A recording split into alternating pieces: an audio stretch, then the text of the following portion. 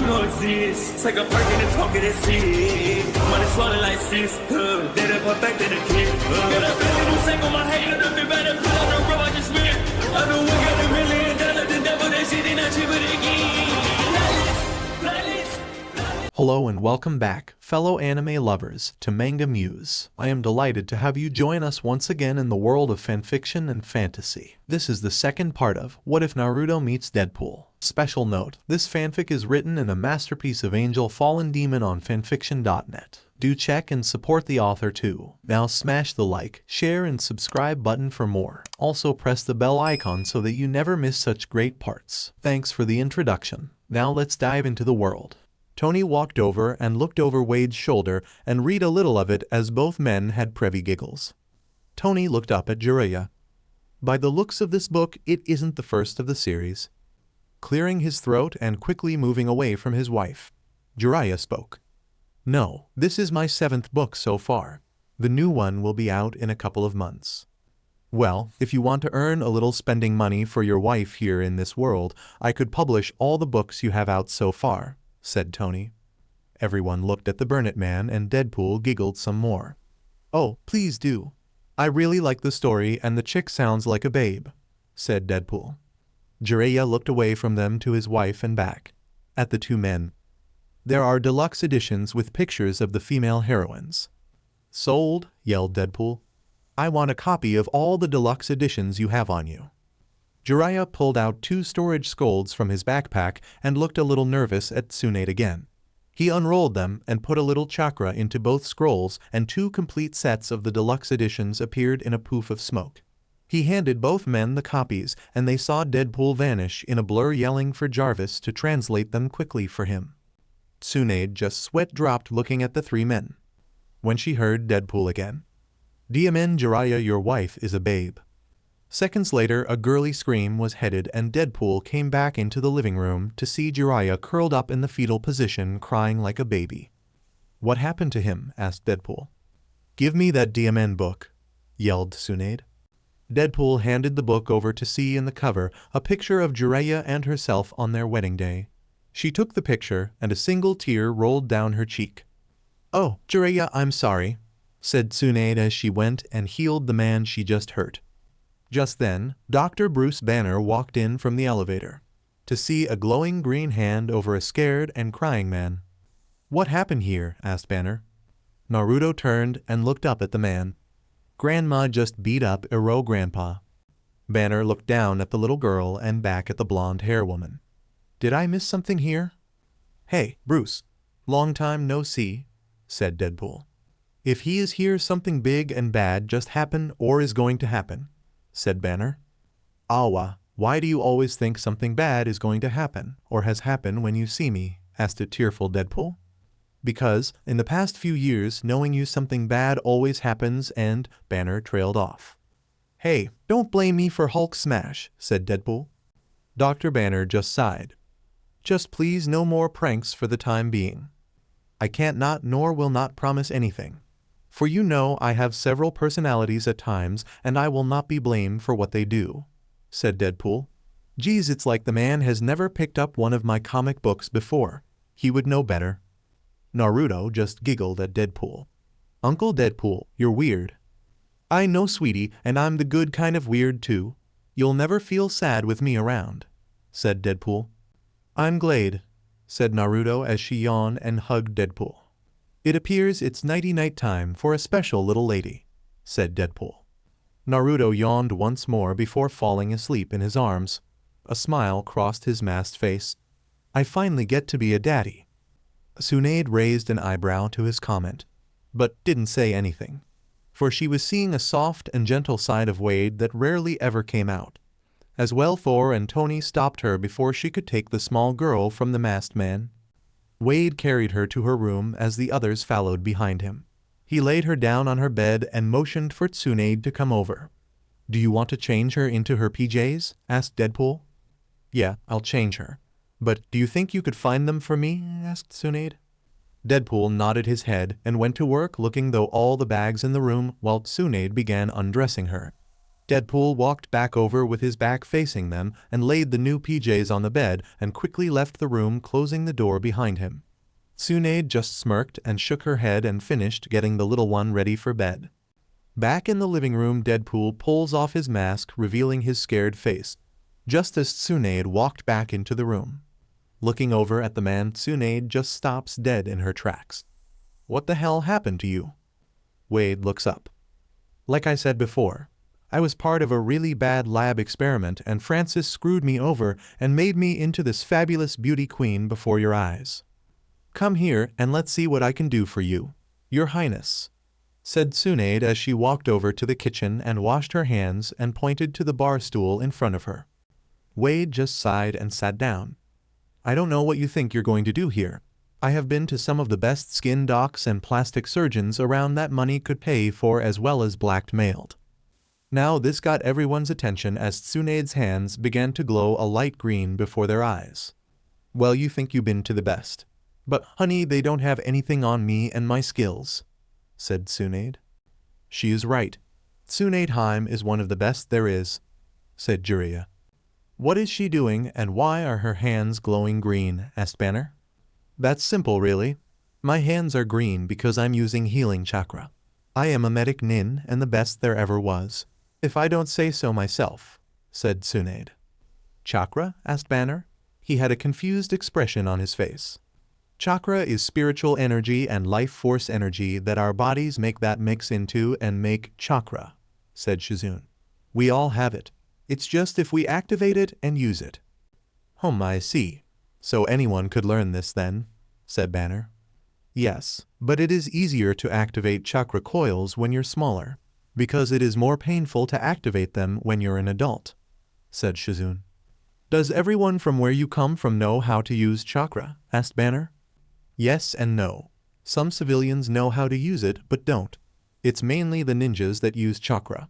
Also some samurais," said Jiraiya.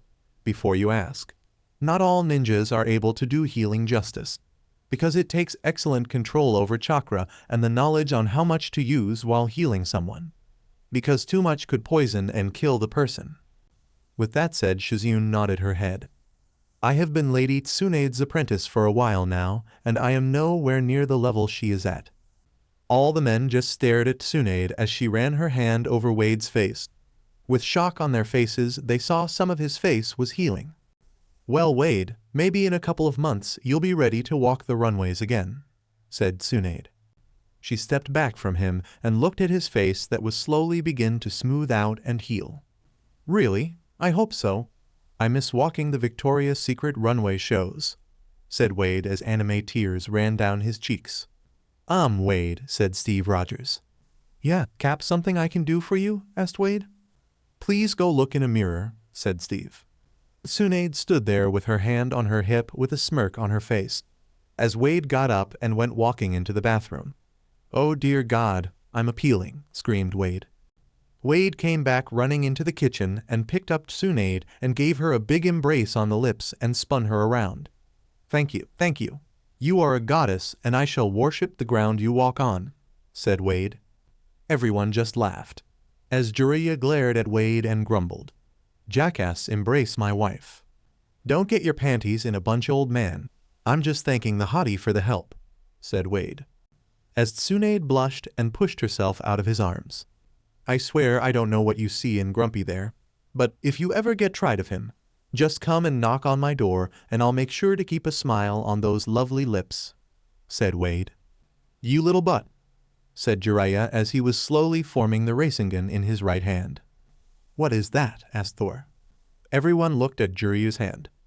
"Damn it, Jiraiya, put that away before you hurt someone," said Tsunade. "Well, that's the point," growled out Jiraiya. "Knock it off, you butt. I know you've been flirting with younger women for those DMM books of yours, so back off before I remove your little toad," said Tsunade with an icy look in her chocolate brown eyes. Jiraiya stopped dead in his tracks and the spinning blue ball of chakra vanished and slowly nodded his head. "Yes, dear," was all he could say. Wade just giggled. "I see who wears the breathe in this family." "What, my wife is super strong?" said Jiraiya. He isn't lying. Lady Tsunade once knocked down a brick house with just one punch, said Shizune. All the men looked at the blonde-haired woman and at once took a step away from her. Not even Dr. Banner wanted to get near her as the Hulk. It's been a long day and I need some rest. I have a feeling Naruto going to be up at the cracks of dawn and I need my beauty sleep, said Tsunade. She turned and walked away, finding where they put her things in one of the MSTR bedrooms. Shizune turned and bowed to everyone. Yes, good night everyone. She quickly spun around and went to find her room as well. The men just watched them leave. Well, today has been a fun day. By the way, thanks for the help, Tony, said Wade. Don't worry about it. How could I tell that little girl no?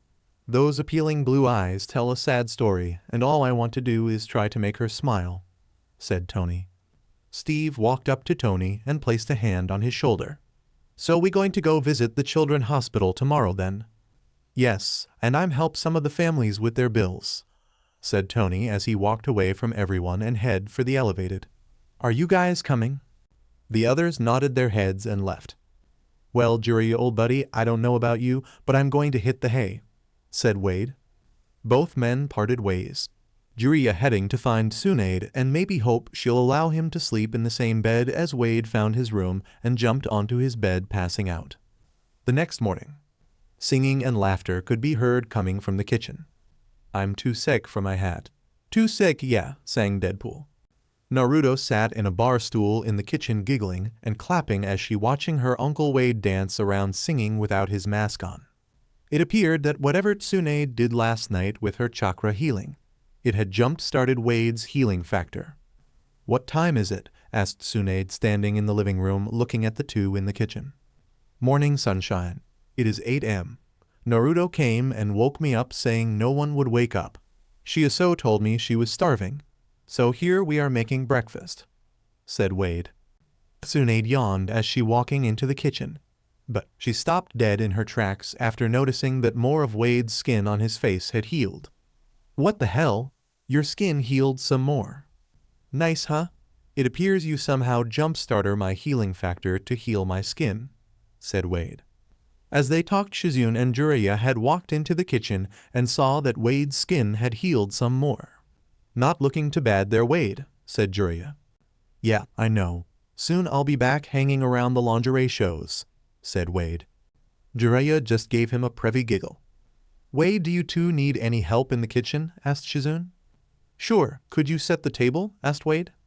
Just then the elevator doors open. Stepping out was Tony, Thor, Bruce, Rogers, and two others they hadn't met just yet. A woman with red hair that's down to her shoulders wearing a tight black full-body bodysuit and two guns on her sides. Then a stocky man with a crew cut and sunglasses with arrows on his back.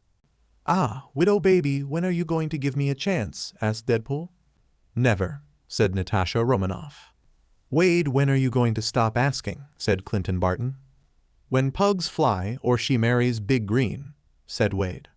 This brought a blush to Natasha and Bruce. Uncle Wade, who are those two? Asked Naruto as she looked at the two newcomers. Well, Princess, these two are your Uncle Clint and Auntie Natasha, said Wade. Natasha walked over to Naruto and smiled. Who might you be, little one?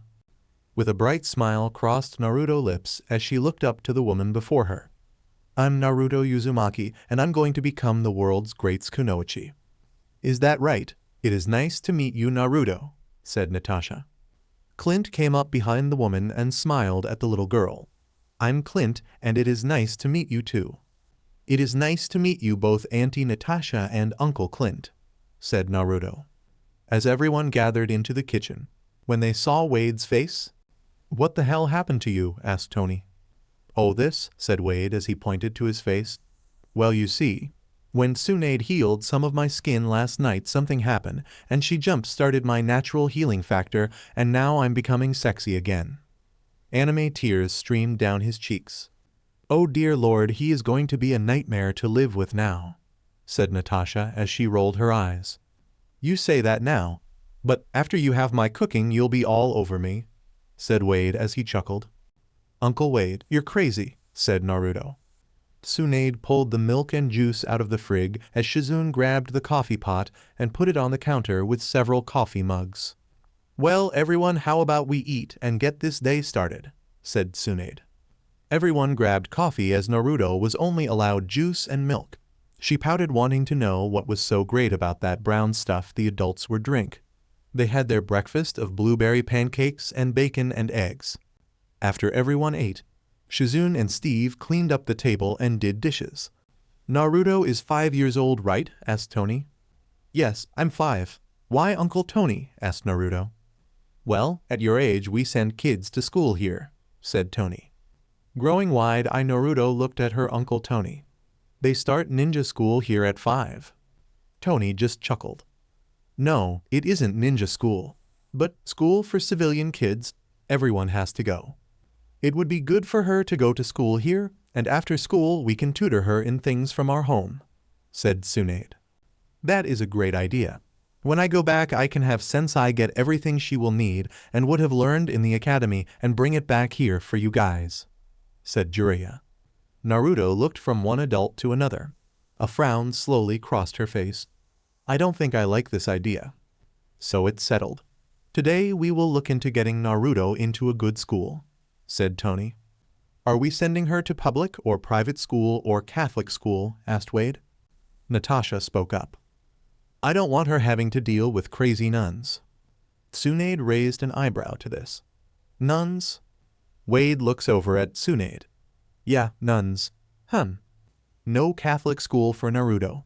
I don't want those old bats hitting her with a ruler," said Tony. "Oh, hell no. No one is laying a finger on my granddaughter," said Tsunade and Jiraiya unison. That statement caught Clint and Natasha attention. Both look at each other and back at Tsunade and Jiraiya. "She is your granddaughter?" asked Natasha. "Yes," said Jiraiya. "How old are you two?" asked Clint. Tsunade smirked at his question. "How old you do think we are?"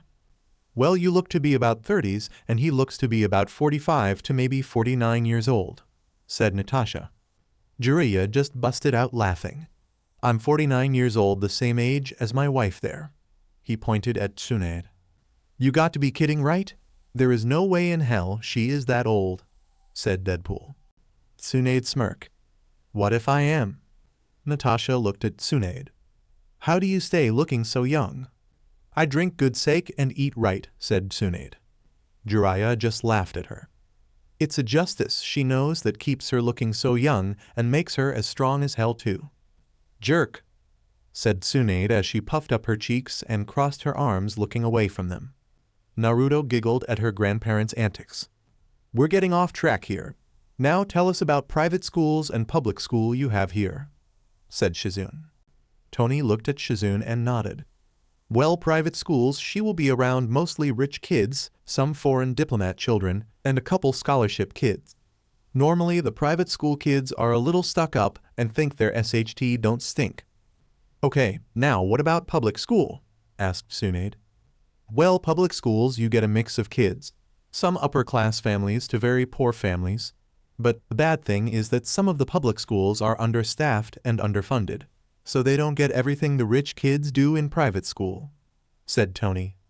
"Is there any way to find something in the middle?" asked Jiraiya.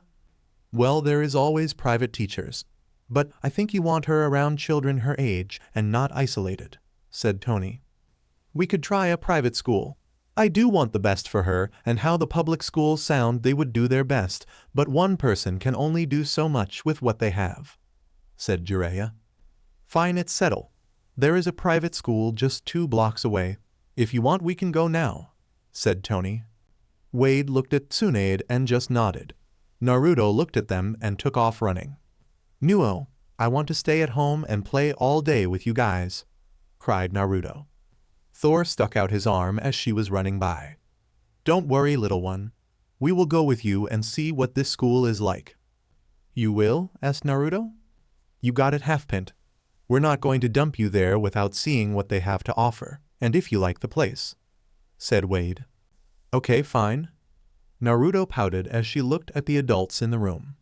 "Must fight cuteness. She is my kryptonite," said Wade as he fell to the floor, crawling away from her. Everyone just laughed as Tsunade took Naruto from Thor and went and grabbed one of the backpacks Naruto has picked out yesterday. It was pink with Sailor Moon on it. Come on people, let's get a move on. The sooner I know this place is okay for her, the better I will feel, said Tsunade. Wade got up and ran to his room. He packed some more money into his Hello Kitty bag and put his mask back on and went and joined the others in the elevator. When they got downstairs, they were met by Happy. Hey guys, need a ride anywhere today? Asked Happy. Nope, Happy, we are just walking 2 blocks to that new private school they opened not that long ago, said Tony. Oh, okay. Let me know if you need anything, said Happy. Tsunade turned around and smiled at him. Well, I'll need a ride back to Chinatown later to pick up the other herbs I need. You got it. Just tell me when and we'll go, said Happy.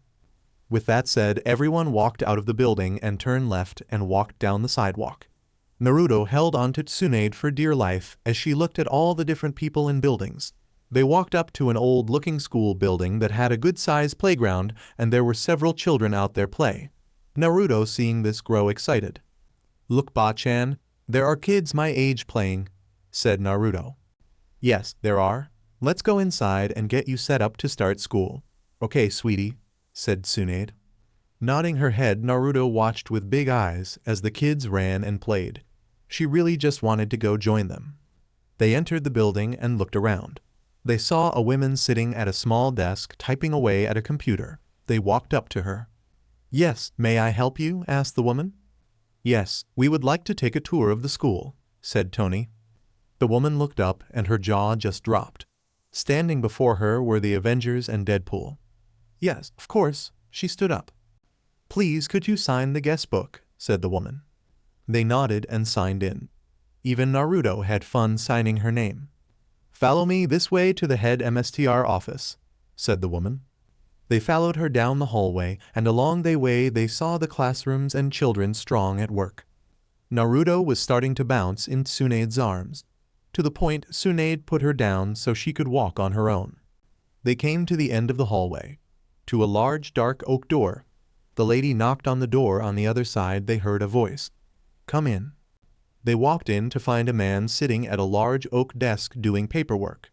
Yes, may I help you? He looked up from his paperwork to see the large group of people. He raised a black eyebrow to the sight before him.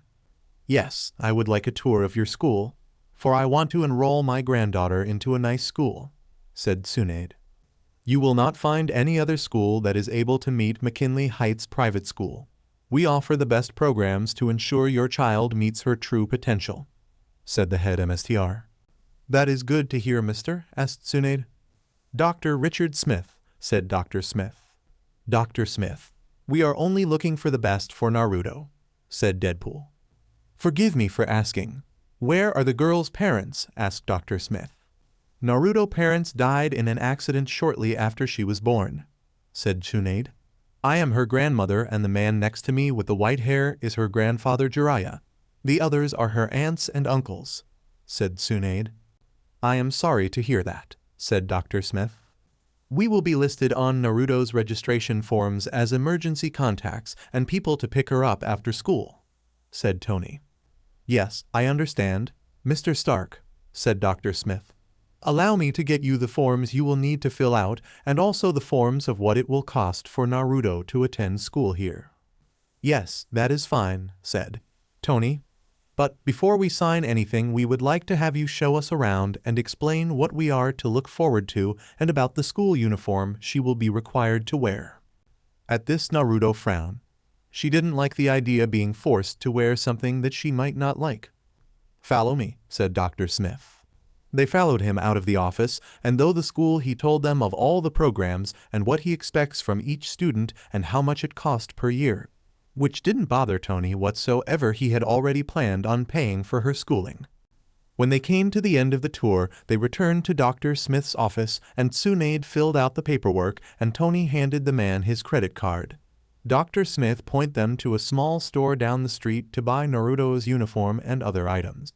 He was all right with her having her Sailor Moon bag, for she was just a kindergarten. They went to the little store.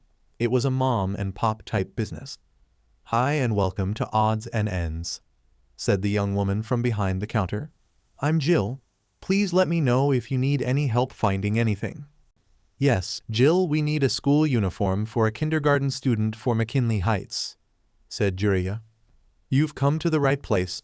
Follow me this way, said Jill. Everyone followed the young woman, and she led them to the far right back corner. She told Naruto to stand in front of the three-way mirrors and took her measurements and vanished back into the store. She came back after a couple of minutes with a black skirt and baby crew neck shirt and a black sweater and black knee-high socks and black Mary Janes. Naruto's eyes light up as she took the clothing and ran into the dressing room. A few minutes later she came back out in her school uniform. She spun around on her heels. They paid for the new school cloths, getting her several tops and skirts, and even a couple pairs of breathe for when it was too cold out to wear her skirt, along with 2 sweaters to make sure she always had an extra, for you know how kids lose things. After that they made their way back home. It was the morning of Naruto's 9th birthday. Deadpool and the guys had several special gifts for Naruto. "Wake up, sleepy bones," said Deadpool as he walked into Naruto's room. With a growl, Naruto looked up at her Uncle Deadpool. "Uncle Wade, do you even know what time it is?" asked Naruto. "Yes, it's 6 AM on a Saturday. There are cartoons on the TV and everyone is here for your birthday," said Deadpool. Her eyes widened as she looked up at her clock next to her bed. It was 6 AM, but it also said it was October 10th. Jumping up, she hugged her uncle. Deadpool smiles and picks her up in the hug arms, carrying her out to the others. "Look who's finally awake." Natasha and Pepper turn around and smile. "Morning everyone," said Naruto. "Happy birthday," said everyone in unison. Tsunade walked up to Naruto and embraced her on the cheek. "Happy birthday, baby." "Thank you, Grandma," said Naruto. She smiled, looking around at everyone. In a world far, far away, Orochimaru was looking over blueprints of the Konoha. "Danzo, you are telling me this part of the wall is the weakest part, so I can use my summoning snakes to break though in the attack." He was pointing to the southeast wall. "That is correct, Orochimaru-sama. They will not know what hit them," said Danzo. The old Warhawk had ran to Orochimaru when he had found out that word had gotten out of his betrayal of the Konoha. All those he thought that would back him and shelter him had turned their backs on him. Much to his displeasure, he had only one place to go to, and he had to play lapdog till it was his time to carry out his own plan.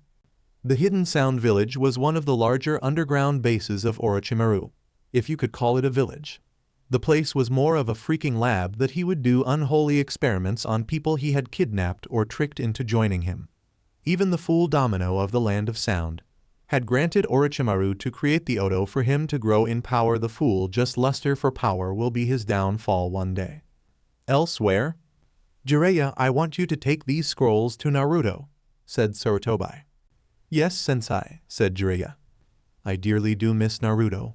But, knowing she is with Tsunade, I don't worry as much as I used to. I still am not able to believe that you both are her grandparents and Kushina was your daughter," said Sarutobi. Jiraiya just chuckled. "Well, believe it. I just wish I was there for Kushina more, and that she would have thought of me more of a father than Ero Sennin," complained Jiraiya. "But that is besides the point. Who are the 3 you will be sending to receive training from Tsunade Heim?" Jiraiya looked up at his old sensei with wonder. "They are 3 that have somehow become outcast for different reasons," said Sarutobi as he pulled out 3 files and pushed them to his former student. "The first one is none other the heiress of the Hyuga clan, Hyuga Hinata. Her father believes she will benefit from Tsunade's tutelage and feels it would be far safer for her as well. Hayashi has heard rumors within his own clan the elders are trying to vanish the girl to a branch family or even worse. So, he had come to me one night after learning of Naruto's situation and pleaded with me to send her away," explained Sarutobi. Jiraiya thumbed through Hinata's file and found some signs the girl was being abused, and with that evidence before him he was unable to deny this request. "I see, sensei. I do agree with him. It would be better for her to be with Naruto. She will become stronger, and maybe kick those old BSTRD butt." Sarutobi nodded and bridged his fingers together under his chin. "The second that will be sent will be one Haruno Sakura. The night Naruto departed for this new world was the night Sakura lost her mother for being foolish and breaking my law. Since then, the girl has lived with the Yamamaka clan. But Inoichi has done all he is able to help. He feels this would benefit the girl in the long run. Jiraiya nodded as he peered through her file and saw the girl did suffer from depression and some social anxiety. I'm sure Tsunade will know what to do with the girl, said Jiraiya as he closed the file and opened the last one. The one I will be send is Rock Lee. The boy dreams of becoming a ninja, but I fear he doesn't have what it takes, said Sarutobi. Jiraiya arched a white eyebrow up and looked at the man before him. What do you mean? With a heavy sigh, Sarutobi spoke. The boy was born with tiny chakra coils, and when the doctors tried to open them, they only made it worse. So, the boy has been Minato Guy's apprentice for the past 3 years and has been learning Taijustus. Don't get me wrong, the boy is a genius in strong work. But I felt maybe Tsunade will figure something out and maybe heal his coils. But it is a big if. Jiraiya stood there for a few minutes letting all of this soak in and settle before he spoke once more.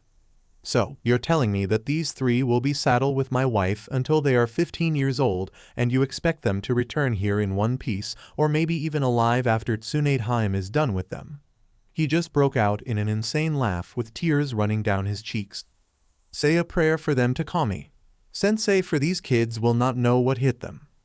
The third just sweat dropped at his former student. What do you mean, Jiraiya? Shaking his head, he had a huge grin on his face. We have a little surprise for everyone when my wife returns, and till then I will not share with you that information. Before he could ask any more questions of Jiraiya, there was a knock on the door. Enter, called forth the Hokage voice. Opening the door was Hayashi Hyuga, and following him is his daughter Hinata. After them was Minato Guy, and a mini-clone of him was none other than Rock Lee. After them was Inoichi holding Sakura's hand as the girl looked around frightened. But before the door could be closed, Nara Shikaku stepped though, and flanking him was his son Shikamaru. The old leader raised a gray eyebrow to the newcomers. Tell me, Shikaku, what bring you here this early? Standing lazily before the Hokage, Shikaku placed his right hand behind his head and spoke.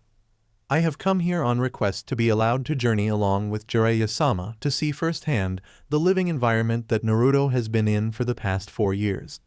As well, I request that my son would be allowed to go with as a training exercise. Sarutobi eyed the Nara clan head with a careful eye. What other reason would you want to go after all these years, Shikaku? I want to go to see what this new world is like. I want to know what we would ever face if those of that world found a way into ours, said Shikaku. The Hokage sat there in silence for a brief moment before speaking once more. Very well. I want a full report when you return about the military styles of this other world. Before Shikaku could speak, a blinding rainbow light appeared before them all. There stood a man about 7'3" and had dark skin. But what made all stare at him was his amber eyes and the 6 feet golden sword in his hands. Heimdall, shouted Jiraiya in surprise. The large man smiled over at Jiraiya while the others wondered if this man was from the Kumo. Ah, Jiraiya. It is pleasure to see you once more. As it is you. What brings you here, Heimdall? Inquired Jiraiya. Lord Odin has requested that I grant you and the other safe passage to Earth. Odin doesn't really care for how you've been traveling back and forth for a while and has spoken to me in great detail of offering my assistance on your travels, said Heimdall. Hinata had walked up to the large man in the golden armor and couldn't take her eyes off of him. His amber eyes intrigued her. Hello, whispered Hinata. He looked down at the small girl with pale lavender eyes and smiled. Hello, little one? Hinata smiled up at the man before her. Hayashi was beside himself in worry. Hinata had never done that before, and after what had happened when the Kumo ninja tried kidnapping her, she never left his side nor her guardian's side. When outside of the compound, Hinata, please come back over here, stated Hayashi with a steel voice. Heimdall looked up and smiled at Hayashi. She is fine, Hayashi-san. There is no reason to worry. Heimdall kneeled down to Hinata and roughed her hair. Naruto will be happy to meet you, little one. Hinata smiled and returned to her father. She looked up at him and smiled. I like him, father. He is very kind. Hayashi looked down at his daughter and nodded his head. She is just like her mother. Kami rest her soul, thought Hayashi. Hinata Hyuga, Rock Lee, Sakurai Haruno, Shikaku Nara, and Shikamaru Nara. We will be leaving here shortly. So, please say your goodbyes and gather what you brought with you. You needn't worry too much about clothing, for new outfits will be provided for you. As well, my wife Tsunade and her apprentice Shizune are waiting for us. Today is Naruto's 9th birthday, and she will be excited to meet you all and happy to have new friends, said Jiraiya. Everyone looked at Jiraiya and he smiled. After we arrive it will be a very busy day and Naruto will keep you kids on your toes. New York. Ba-chan, when will Gigi get here? Whined Naruto as she was running around her room looking for something to wear. Naruto, I told you he will be here soon. It takes time dealing with Sarutobi-sensei, said Tsunade, as she got her twin daughters dressed for the day. Just get ready and help me with Ryoko and Kyoko. Both twins looked at their mother and smiled. Both Ryoko and Kyoko are 3 years old and both girls look like their mother when she was little, besides having platinum white hair like their father and their mother's chocolate honey eyes. Mommy, Ryoko and I are ready and Naruto seems to need more help than us, said Kyoko. Naruto came running out of her room wearing a hunter green shirt with black mesh long sleeve shirt under it with a hunter green skirt with black mesh leggings and black calf-high combat boots with hunter green socks. She had black and silver bracelets on and her hair in twin ponytails with dark green hair extensions. She grinned at the twins. Nice try, Auntie Kyoko. But I don't need any help. You could see the mischief in the twins' eyes as they pouted at their niece. Naruto, you ruin our fun, said both girls unison. Well, I don't care if she ruined your fun. All I care about is we are all ready to go when your father gets here, said Tsunade as she looked from her twins to Naruto. Just then Deadpool poked his head into the living room. Thor said Heimdall will be here soon with the others. Naruto ran over to her Uncle Wade. What do you mean others? Asked Naruto with wonder sparkling in her eyes. Tsunade looked up at the masked man and shook her head at him. The toads, said Deadpool. Oh, said Naruto as she pouted and went and sat down next to her twin aunts. Just then Thor, Tony, Steve come walking into the apartment. Naruto smiled as she saw her uncles come into the living room. All 3 girls light up seeing them. The twins run up to their adopted uncles and hug them. Uncle Thor, Tony, Steve, you're here, yelled the girls unison. Naruto sat back just giggling at her aunties. Still can't believe Ba-chan and Gigi had more kids, thought Naruto. Back in the leaf. Okay, people, say your goodbyes, we are going, said Jiraiya. Each kid nodded and told their parent, guardian, and sensei goodbye. Shikaku nodded to the others as they gathered around Heimdall. Heimdall raised his sword and tapped it on the ground, and in a blinding light they were gone. I hope this was the right decision, said Sarutobi as he sighed watching the others leave with Jiraiya. Lord Hokage, I believe this will be for the best. They will come back stronger. From what you have said, what Jiraiya has told you of Naruto's training, she is on a different level from other ninjas, said Hayashi. Bet she is. Her adopted family want to make sure she will survive once she comes home in 6 years. I just hope they accept the others, said the Hokage with a sigh. New York. Within seconds a bright light of colors appeared. Naruto was grinning, for she knew that was her Uncle Heimdall. She jumped off the couch and ran up to him. Uncle Heimdall, yelled Naruto as she jumped into his arms, hugging him. Never once did his sword fall as he held onto the small blonde girl. My dear Lady Naruto, I have missed you, said Heimdall as he smiled down at her. I am glad I am able to see you on your birthday. As well, Lord Odin has sent several gifts for you, said Heimdall. Gigi Odin sent me presents? Questioned Naruto as she looked up into Heimdall's amber eyes. He smiled as he placed her back down onto the ground as the twins ran up to him as well. They as well jumped into his arms, hugging him. Both twins looked up to Naruto and copied all her actions. She didn't mind, she was just happy to have family, and she loved the twins, and the others never seemed to mind their antics. Ryoko, Kyoko, don't worry, Lord Odin has a gift for you as well, said Heimdall. Heimdall gave the twins dolls and Naruto several large packages. Odin has a stallion for you back in Asgard that he wishes for you to take back with you when you return home. Thank you, Uncle Heimdall, said Naruto. I can't wait to go visit Gigi Odin again soon. He would be glad to see you again. But I must take my leave, said Heimdall, and with that he vanished. As Naruto was watching the twins, something pink caught her attention. She quickly sidestepped and saw 4 other kids and another adult with her Gigi. Gigi, who are they? Jiraiya smiled at Naruto. Happy birthday, my dear. They are going to spend the next 6 years training with you. Naruto looked from the kids to the grown man and smiled and walked over to them all. She bowed and grinned looking at them. Greetings, I am Naruto Uzumaki Namikaze Senju. She kept her grin as she introduced herself. She knows who her parents are? Asked Shikaku. Also, why does she carry the Senju name? Shikaku looked from Jiraiya to Tsunade. She is out east. Her mother was our older sister Kushina, said Ryoko and Kyoko in unison. Both twins stood next to Naruto giggling. We are Ryoko and Kyoko Senju. Our parents are Tsunade Senju and Jiraiya. Everyone looked at the twins in shock. Naruto just shook her head giggling as Deadpool popped back into the living room. I see you have met the terrible twosome, said Deadpool as he picked up Ryoko and spun her up in the air. Ryoko giggled as Kyoko watched on. Me next, demanded Kyoko. Everyone just laughed at the twins. They did enjoy all the family around them. Are you going to introduce yourselves? Asked Naruto as she looked at the others.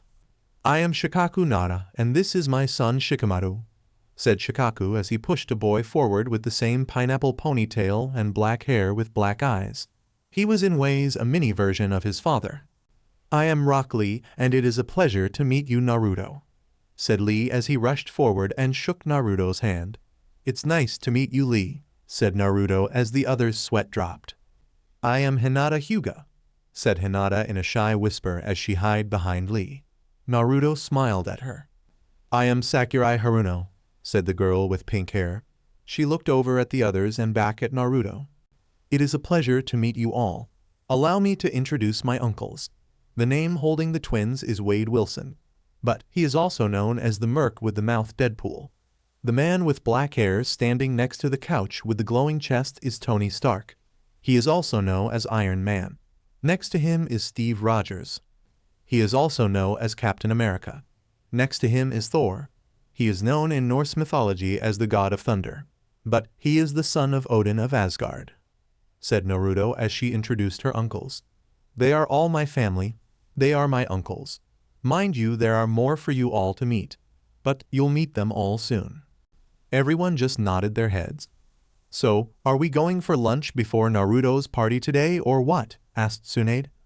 Yeah, yelled Naruto and the twins in unison. Hinata, Sakurai, come with me. Let's get you some different outfits before we leave. Bacha, you got Gigi's credit card? Asked Naruto. Yeah, why sweetie? Answered Tsunade. We need to go shopping after we eat. The boys need new cloths and so do the girls in uniforms for school Monday, said Naruto as Jiraiya paled some, as Tsunade just grinned at her husband. You do owe us a shopping trip, dear? Jiraiya just hung his head. Yes, dear, as anime tears streamed down his cheeks. Shikaku raised an eyebrow to what was said and looked at Naruto. You want Shikamaru to stay here with you as well? Yes, I do, said Naruto as she grinned and grabbed both girls' hands and dragged them off. He laughed at the young girl's antics. Well, Shikamaru, you want to stay? The boy sighed and looked at his father. Dad, it would be too troublesome, but it would be interesting to see a normal day here is. Tony walked up to the father and son and smiled. I see your son is lazy, but he is a genius. I wouldn't mind taking him under my wing. Shikaku raised his eyebrow. You're Tony Stark, right? Yes, I am also the guy that built this arc reactor in my chest, said Tony as he pointed to the glowing arc reactor. If you like later, I'll show you my workshop. Both Naras nodded their heads. Naruto pulled both girls into her room. Before them was a queen-size bed with a baby blue fading off to purple fading to pink. Her walls painted in rainbows with the village symbol and her family crest on the other 3 walls. She ran to the double doors painted black with white writing on them. Both girls looked at it and quickly read it before Naruto opened the doors. Swift as the wind, sly as the devil's tongue. Fox lies in the darkness, awaiting its times. Moonlight its only cover, till the sunlight shines once more. Who wrote that, Naruto? Asked Sakura. Naruto looked up at the poem on her door. Oh, that? I wrote it on class last year. It's pretty, whispered Hinata. Thank you. Anyways, what color do you to like? Asked Naruto as she opened the double doors to her closet. Both girls came up behind her. This is your closet? Asked Sakura. Yeah, Ba-chan loves to shop and is always coming home with new outfits for me and my twin aunts, said Naruto. I like midnight blue and purple, said Hinata. It's like red and indigo, said Sakura. Naruto grinned and walked over to a midnight purple shirt and black mesh long sleeve shirt and pulled out a midnight purple skirt and mesh leggings and turned to Hinata. Here, these should fit. You can change in the bathroom hooked to my room, can't miss it. Hinata took the outfit and slowly nodded her head and went to find the bathroom to get ready. Naruto turned back to her cloths and found a crimson shirt and bright red long sleeve mesh shirt and crimson skirt and bright red mesh leggings. She turned to Sakura. Here, these should fit you. Just go out of my room, and the door across from my room is another bath you can get ready in. Sakura nodded her heads and took the clothes and went and got ready. Let's see. What kind of shoes? Said Naruto to herself. She saw her other boots and grabbed them, turned the light off in her closet and closed the doors behind her. She walked over to her bed and set the boots next to her bed and set them down. Turning around, she walked over to her dresser and opened the top drawer and pulled out 2 pairs of boot socks. One was crimson and the other midnight purple. Just then both girls returned and she smiled at them. Here are some socks to put on with the boots. She pointed to the 2 calf-high pairs of black boots. Naruto? Said Sakura. Yeah, answered Naruto. Is this ninja armor mesh we are wearing? Asked Sakura. Yeah, it is. But it's a lot stronger than the mesh armor from home. Uncle Tony, Bruce, and Fury helped me develop a new try of fabric that will stand a gunshot, kunai, fire, and so on. I have even sold this fabric to the military and other government agencies to save people's lives, and it's a hell of a lot cheaper too, said Naruto. Don't worry, tomorrow I'll have Jarvis get your measurements and we'll be making mesh armor for you as well as the boys. The 2 girls put on their socks and boots and followed Naruto back to the living room. Ba-chan, we are ready. Okay, the others will be meeting us at the Golden Kitsune for lunch, said Steve. Let's go then. Jiraiya, get Kyoko. Wade, please take Ryoko for me, said Tsunade as she grabbed her huge bag. Both men nodded their heads, picking up the girls. You know, Jiraiya, you're a lucky man. Maybe when Naruto returns I'll go along with to find me a hottie Kunoichi, said Deadwood with a grin. Also, Tsunade has made me look more handsome. Everyone just laughed at Deadpool. Everyone walked over to the elevator. Shikaku and kids looked at the 2 silver doors before them. Both doors slide open and before them was a large black box. Come on, let's go, said Naruto as she walked into the elevator and others followed behind. She pushed the lobby button. As then the doors shut and they went to the lobby. Uncle Tony is Happy waiting for us? Asked Naruto. Yes, you know Happy wouldn't miss your birthday, said Tony as they walked into the lobby to see Happy standing there. Hey Naruto, happy birthday kiddo, said Happy as he hugged Naruto. Uncle Happy, I'm happy to see you, said Naruto as she hugs him. The twins ran up to and hugged his legs. Uncle Happy, they sang together. Hey kiddos, you 2 being good today? Asked Happy as he smiled at them. They both giggled, nodding their heads. They made their way to the large SUV. Shikaku stopped in his tracks and looked at the vehicle before him. What is that thing? Thor looked at him and smiled. This, my friend, is a SUV. Their iron carriage without horses. Shikaku slowly nodded his head, followed the others and slowly got into the SUV. The kids were excited about riding in it. They took off for Chinatown. The kids looked out the windows at all the tall buildings. Wow, this place is huge, said Lee. Yeah, it is. But there are a lot of cool places to see, said Naruto as she smiled at the others. Where are all the trees and wildlife? Asked Shikaku. You'll find all the trees in Central Park or when you leave the city. As for wildlife, there are rats all over the zoo, said Deadpool. Zoo? Asked Hinata. What is a zoo? A place you go see lions, tigers, and bears. Oh my, said Deadpool. Naruto just giggled. Uncle Wade don't scare them, said Naruto, trying not to giggle at his joke. Maybe tomorrow Uncle Wade can take us to the zoo, said Naruto as she pouted and used puppy I know jutsu on him. Ah, the cuteness. Must fight the cuteness, said Deadpool all dramatic. Just then the twins joined in on the fun. Ah, I'm losing feeling. Captain, I'm going down. Avenge me. Sure, we'll go tomorrow, said Steve. It will be fun and Wade will be happy to come with. After a while they arrived in Chinatown and everyone got out of the SUV and walked a couple of blocks till they arrived at the Golden Kitsune. I love their ramen, it's the closet I have found to Icaracus, said Naruto. Ah, Naruto, welcome back, said a young woman from the hostess desk. Hi Jade-chan, said Naruto. If you all would follow me, the others have already arrived, said Jade. They followed her back to a large room with several tables and everyone was there. Fury eyed the newcomers. He seemed a little surprised to see another ninja with Jiraiya. Who are the newcomers? Asked Fury. This is Shikaku Nara, his son Shikamaru. Then there is Hinata Hyuga, Rock Lee, and Sakura Haruno, said Naruto.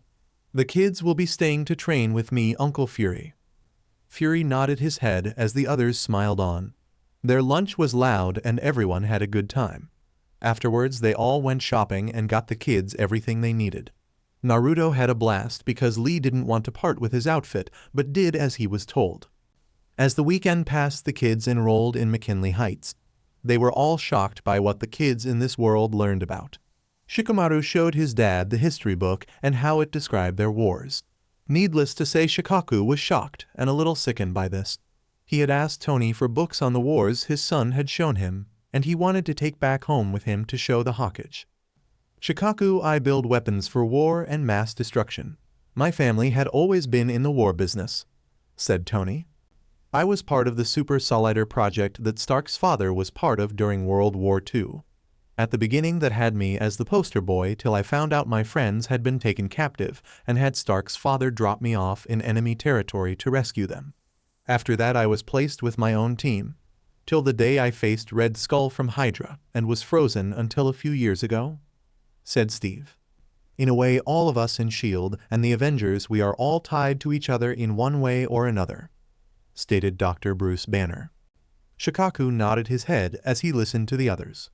Naruto was sitting at the kitchen table finishing her homework from school and was waiting on her Uncle Banner to start with her collage classes she was taking. Uncle Banner, are we going over my physics homework before I email it to my teacher? Yes, we are. Also, how are your other classes in design and robotics going? Asked Banner. Pretty good. Uncle Tony had been a great help in those other two classes. Before I forget, how is the new mesh armor fabric working when you Hulk out? Inquired Naruto. The fabric is working out pretty good. I haven't destroyed any of the clothes you have made for me. Just funny how everyone just looks at the Hulk in a suit at times, said Banner. You have developed a new mesh armor, Naruto? Questioned Shikaku. The blonde girl nodded her head. Yes, I wanted something stronger than the mesh armor we wear and also something strong than Anbu armor. You see this long sleeve I have on? He nodded his head. This is the new mesh armor I developed along with Uncle Tony, Banner, and Fury. I am planned on send a lot of it back home to be sold and made into armor for the ninjas. Gigi had been talking to Sarutobi Gigi for me about it. Inside the fabric there is a new form of metal along with chakra metal, so you're able to reinforce it. This new metal is like chakra metal but a lot stronger. I forgot what it was called, but it is something we have never seen back home, explained Naruto. Who would have thought this little girl would become a genius like her father, thought Shikaku. The only sad thing is that I will have to sell the fabric under a surname, for no one will buy something the Kyuubi brat made. But the company will be called Lunar Kit Designs. I don't think anyone would put 2 and 2 together.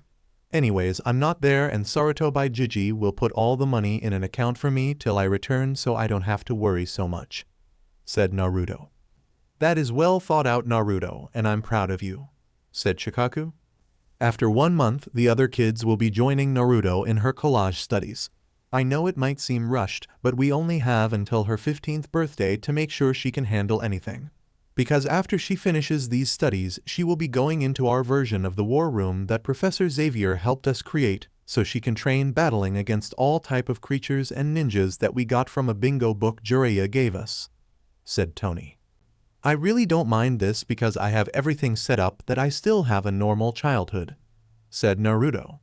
"Yes, everyone has me and Spidey to thank for that," said Deadpool as he sat down next to Naruto. "We sometimes kidnap her from the others and take her out to have fun and on-hands training. Needless to say, the Green Goblin doesn't like her too much." "The Green who?" questioned Shikaku. "The Green Goblin is a supervillain that Spider-Man faces a lot, and Naruto got annoyed with him making fun of her whiskers, and she tried putting a kunai with an explosive tag up his butt. She blew up his hoverboard and set his butt on fire. We didn't see him for a good 6 months after that," said Deadpool. "Well, he was a jerk. I think my whisker makers make me look cute," said Naruto as she puffed up her cheeks, crossing her arms. Just then Shikaku noticed the choker Naruto had on. "Are you wearing the village symbol, Naruto?" "Yeah, I made this choker just a week ago. It's another fabric I am testing for the ninja armor. The metal is that new one and I added 4 silver chains. First chain holds a Celtic cross, second my dog tags from Shald. Third, this blue stone Bachagia gave me. Fourth, a Gothic cross with a blue and red rose around it. The roses represent my and the Kyuubi's chakra," explained Naruto. "Have been able to use the Kyuubi's chakra?" asked Shikaku. With a sheepish smile and slight blush, Naruto nodded her head. "Yeah, it was an accident in the war room and Uncle Banner had to Hulk out to stop me from losing control. Yes, the Kyuubi's chakra coated her and it left me with a nasty burn, even in my Hulk form," said Banner. "But she has gotten better control of it in the past year," said Tony. "Yeah, Professor Xavier had done some one-on-one training with me. It really did help, and the Kyuubi isn't a bad fox. He was being controlled by an Uchiha," said Naruto as Shikaku looked to be in a form of shock. "So, it truly was the Uchiha's fault for what happened the day you were born," said Shikaku. "No, just one named Madara Uchiha," said Naruto. "I do not know if the others had any part in it." Just then Shizune, Tsunade, and Jiraiya came walking into the kitchen. "Well, I should inform you that the Uchiha clan has been eliminated by Itachi. He only left his little brother Sasuke. Last I heard Sasuke was going to come here to train. But it appears he didn't do too well with his psych review. That Inoichi felt Sakurai would benefit better from this," said Shikaku. "So, my great-uncle was right," said Tsunade. She had a smug smile on her face. "He always believed that BSTRD was alive and that the Uchiha clan would be their own downfall. Well, this kid Sasuke is a royal brat. The elders and civilian council embraced his butt along with a wild village. He would have been a lot of trouble here for you, Lady Tsunade," said Shikaku. "Oh no, he wouldn't," said Deadpool. "I would have made his brother the last of his clan if that kid would have come and been too much drama. I know I don't like hurting kids, but I would have found someone to handle him." Deadpool had an evil smirk on his face that you could see through his mask. "Uncle Wade, you would have sent him to Uncle Fury with a bow or to Uncle Logan," said Naruto giggling. "Ah, Logan, he would have made mincemeat out of him. For Fury, I think he would have just froze him," said Deadpool. The others just nodded as Shikaku looked at them with surprise. The month went by pretty fast and Heimdall had returned to guide Jiraiya and Shikaku back home. Along with them they had about 100 sealing scrolls filled with the new ninja armor and books on this world. "Lady Naruto, during your Christmas break, you have been invited with everyone to Asgard to see your grandparents," said Heimdall. Naruto grinned. She couldn't wait to see them. "Thank you, Uncle Heimdall. I can't wait to go visit and train with the others." Heimdall nodded his head and turned to Jiraiya and Shikaku. "Are you two ready?" Both men nodded their heads and said their goodbye. With a flash of bright rainbow light, they vanished. Hidden Leaf. In the middle of the Hokage office, Satobai was leaning back in his chair talking with Hayashi. I'm sorry Hayashi, I still haven't gotten any word yet on how your daughter and the others are doing. Before Hayashi could say anything, a bright blinding rainbow light appeared before them. There stood Heimdall with Jiraiya and Shikaku. Good afternoon, Lord Satobai. I have returned the others and must take my leave, said Heimdall. Good afternoon, Heimdall, and thank you for returning them home safely, and safe travels to you, said Sarutobi. Heimdall bowed his head and vanished from whence he came. Hayashi quickly stood up and rushed over to the two men. How is my daughter? He had a worried expression on his face and bags under his eyes. It appeared to them he had not been sleeping well during the past month. She is fine, Hayashi. We have brought you pictures of her and what she has been learning so far, said Jiraiya as Shikaku just shook his head. Troublesome. Sarutobi-sensei, we have brought a lot of things with us. Also, Naruto has finished 2 types of fabric for the new ninja and Anbu armor, said Jiraiya. So, we are going through then with lunar kit designs? Asked the aged leader. That is right, sensei. We have over 100 seal scrolls and about 80 of them hold the fabric, and she sent over 800,000 units of fabric in a rainbow of colors.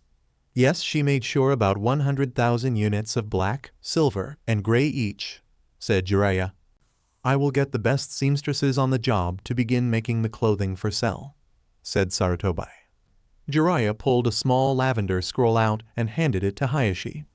There are pictures of your daughter and a letter she wrote to you every day before we left. At this moment she is in school with the other kids, and massager slugs will bring letters and photos to you once a month, and be sure to have what you want to send to here in a scroll for them to take back. Hayashi slowly nodded his head and unrolled the sealed scroll and unsealed several photos of Hinata hugging Naruto and the others. She looks happy. A sad smile crossed his lips.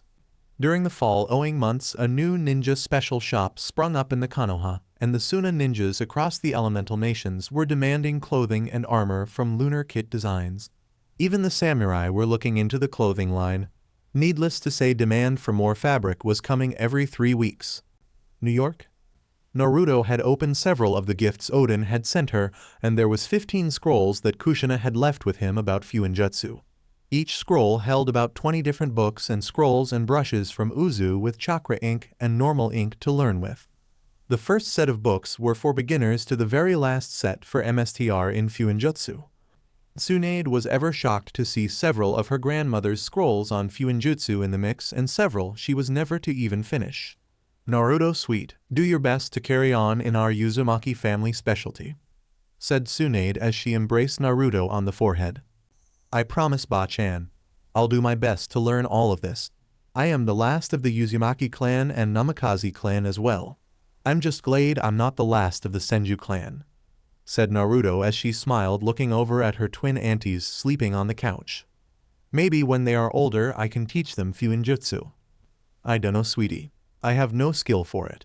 But Jiraiya Ida MSTR, so we will see if they get his skill or mine, said Tsunade as she looked over at her sleeping girls. My time flies when you're having fun. It was 2 weeks till Naruto's 15th birthday, and everyone was planning a blowout party for her. During this time, Sarutobi had somehow talked Tsunade to return as the new Hokage of the village. But before she took over, she needed to clean house. The elders needed to go, and with Jiraiya setting up a secret spy network in the village, they had everything they need to try the old farts for treason. Sarutobi planned to give them options to either step down or face the executioner block. During these 6 years, each one of the future ninjas have grown and changed. Naruto grew in height. She had a lean warrior's body and stood at a good 5'9" without her heeled boots. Her hair reached down to her calves, and she now mostly wore it in a high ponytail. But there were times she had it in twin pigtails. She had about 5 inches of the tips of her hair dyed in a rainbow of colors, along with her hair extensions she loved to add in. Her style had stayed mostly a punk goth look. She wore her normal mesh long sleeves and leggings under her shirts and skirts and cargo briefs she loved. She now wore boots that went to her knee and thigh. She had reinforced the LTHR with her armor material to know it would hold up in battle. She had added more bracelets made of the new metal her and Tony had developed. They worked to block kunai, swords, and anything else. This morning Naruto woke up to her twin aunties jumping on her bed. "Come on Naruto, today is graduation day for all of us," said Ryoko as Kyoko nodded her head. All the kids had graduated high school and college early, making them genius in this world. Many companies tried hiring them, but they all refused, stating to be working for Tony Stark. Which wasn't a lie but more of bending the trust. He did pay them so no one would question. They spent their days developing their ninja skills and developing new and different weapons they could use when they return home. Naruto crawled out of bed. Today was her and the others' graduation day from college. She picked up the twins and carried them to the closet. "So, girls, what color are we going with today?" Both girls looked at Naruto and grinned. Ryoko had on a hot pink dress with matching mesh long sleeve and leggings, and Kyoko had on neon blue dress with matching mesh long sleeve and leggings. "We think you should wear your black and red corset with red mesh long sleeve with your black and red skirt with red leggings. Top it off with that black sweater duster you have," said both girls in unison. Naruto smiled at both the girls. "Nice pick, but is there a reason for the corset top?" She eyed both twins as they grinned at her. "Nope, there isn't. We just want you to look nice," said the twin in unison. "Well, I could always wear my black cargo brief with that top as well," said Naruto, as both twins shook their heads no. "All right, you two win. Go get my black boot socks and take these knee-high boots and put next to my bed while I get ready." Both twins grinned and did as they were told and ran off. Naruto gathered said outfit and went and got ready. When she came out of her bathroom, sitting on her bed was her choker, her bracelets in red, black, and silver, and her silver hoop earrings. She finished getting dressed and put on a neutral lip gloss on and came out to find the others already dressed and ready to go. "Wow, Naruto. Do you have a hot date or something?" teased Hinata and Sakura. "You look every love, Naruto. A youthful beauty as yourself should never hide from the warm rays of the sun," said Lee as she gave her the nice guy pose. "Troublesome blonde. You look very nice and we're going to have to fight the guys off you today," said Shikamaru. Naruto just giggled. "I didn't pick this outfit today. I asked the twins what to wear and this is what they chose for me." The twins ran by giggling, looking up at Shikamaru. Just then they saw Tsunade come running by. She stopped dead in her tracks with Shizune behind her. Both women eyed Naruto and grinned. "DMN brat, you look hot. What made you choose that outfit?" asked Tsunade. "The twins picked it out," said Naruto, blushing at her ba-chan and ni-chan. "I like it and you're going to knock them dead when we return home in a few days," said Tsunade. "Naruto, you look appealing, don't be so shy about it," said Shizune. The two women looked at what the others had on. Hinata had a lavender blouse with black vest over it with a black mesh long sleeve and a black and lavender skirt with black leggings and leaven-derived boot socks and knee-high boots. Hinata's midnight black-blue hair had grown past her butt. She had the same choker as Naruto, but for it to only have 3 chains on it. The first chain had a Celtic cross, second her dog tags, and third a Gothic cross with a lavender and blue rose wrapped around it. She had stud earrings and bracelets like Naruto. Sakura had on a red single-sleeve top with a black long-sleeve mesh shirt and red skirt with black leggings and the same matching choker, but for her Gothic cross to have a red and pink rose wrapped around it. She had on hooped earrings. Sakura had allowed her hair to grow out past her butt as well. She had a couple red highlights in it. Lee was wearing a green t-shirt with a black cross on it with a black long-sleeve mesh shirt under it. Black cargo brief with the armor leggings. Black combat boots. He had on the same choker with the Gothic cross, had a green rose wrapped around it. Lee had his hair shaved on the sides and the top a little long that he had it spiked up. He had on black fingerless gloves with studs on the knuckles. Shikamaru had on hunter green button-up shirt half button, so you could see his long-sleeve black mesh shirt under it. He had on black cargo brief and the mesh armor leggings with black combat boots. He also wore the same choker and the Gothic cross had a gray rose wrapped around it. He had his ears pieces with several studs and his hair had grown out that he wore in a ponytail, and he also had black fingerless gloves with studs on the knuckles. Each kid had found a style they liked and could move freely in as they fought. The day was eventful. All 4 teens had got their doctrine in robotics, design, physics, metal crafting, and several others. They had even ranked high in all forms of karate, martial arts, boxing.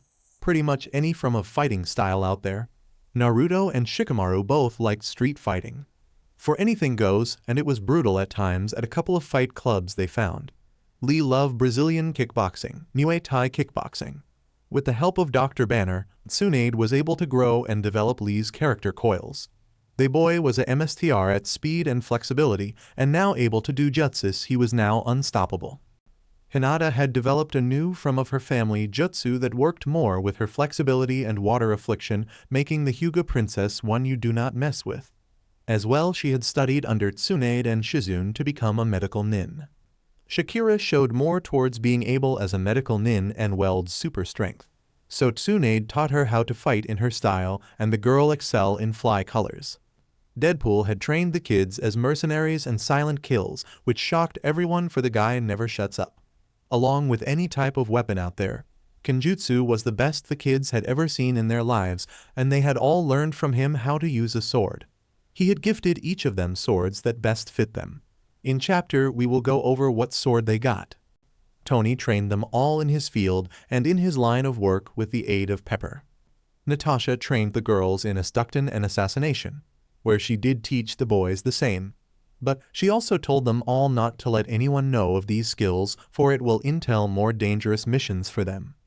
Clint taught them how to use long-range weapons and stealth. Steve had them tracking with the help of Logan. Naruto and Hinata excelled at tracking. Banner trained them in his field as well as planning and how to make one's self vanish from the public eye.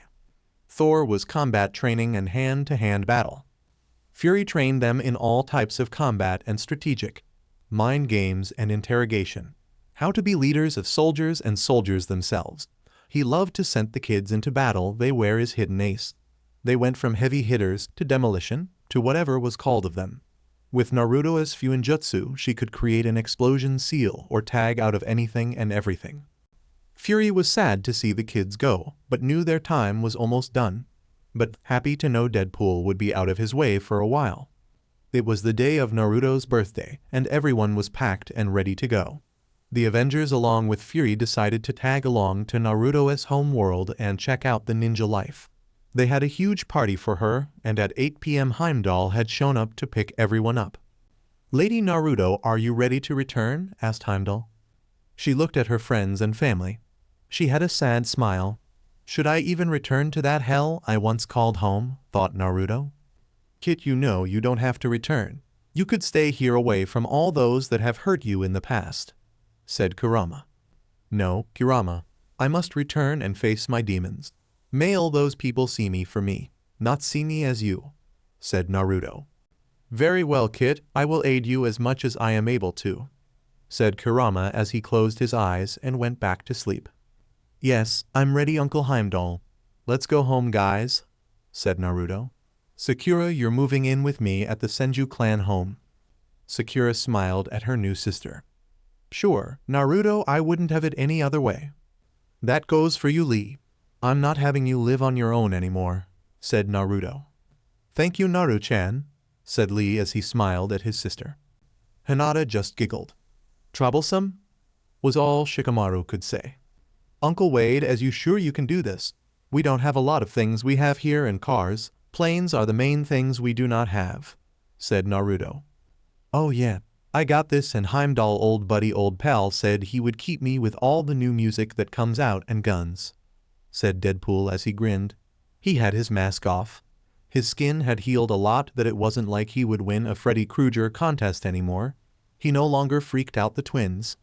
Everyone gathered next to Heimdall, and Naruto held Ryoko in her arms as Tsunade had Kyoko. "Bye everyone, we love you and come visit us," said Naruto as a blinding colorful light engulfed them, and they vanished.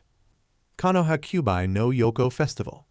Villagers and ninjas alike were out partaking in the festival as a bright blinding light appeared in front of the Hokage Tower. All the ninjas rushed to the tower in fear of something bad had happened. Therein from of the tower stood Naruto, Shikamaru, Hinata, Lee, Sakura, Tsunade, Ryoko and Kyoko, Shizune, Deadpool, and the Avengers. "We have arrived. Please be safe, Lady Naruto. Thor, I will return in 1 month's time to pick you all up, and like I promised to bring Deadpool his music," said Heimdall. "Pepper and Fury will have everything ready for you, Heimdall," said Tony. With a nod of his head, Heimdall had vanished and returned back to Asgard. The third Hokage along with Jiraiya come walking out of the tower as his personal Anbu team appeared next to him. "Stand down. We are here to welcome Naruto back home along with Tsunade and Shizune."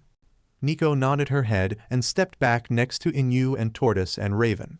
The 4 Anbu stood on just watching the children in the group along with the others they did not know. "Jiji, Sarutobi Jiji," yelled Naruto as she ran over to the 2 men with Ryoko still in her arms. She hugged Sarutobi Jiji and grinned at him. "I'm back, old man. Did you miss me?" "I missed you more than you think, my little Heim," said Sarutobi as he hugged both girls. Ninjas that were still in the village lined the rooftops as the villagers all began gather around the tower. From Genin to Jonin stood there watching what was happening. Their leader, their Hokage, had addressed the blonde girl as Naruto Heim. The only Naruto the older ninjas and villagers knew was the Kyuubi brat. Surely this young girl wasn't her. The third had let the young girl go and saw the crowd of people all around. With a tried sigh, he smiled at Naruto. "My dear girl, I guess it's time to let them know you're back." "Yeah, I guess so," said Naruto as she turned around. "Jiji, please tell them who my parents are." He looked shocked at her. "Are you sure about that?" "Yes, I am," said Naruto as Ryoko hugged her tight. "Tell them, Jiji. My Naruto is strong enough to kick their butt," said Ryoko from Naruto's arms. He raised an eyebrow to the little girl and shook his head. "Fine, follow me. We will go to the roof to announce your homecoming." They followed him inside and up to the roof. During this time the crowd grew more as all the clans had now shown up. Hayashi stood in the crowd with his clan. Once he had heard of a rainbow light, he knew his daughter had returned. "Lord Hayashi, are you sure Lady Hinata is back?" asked a branch family member.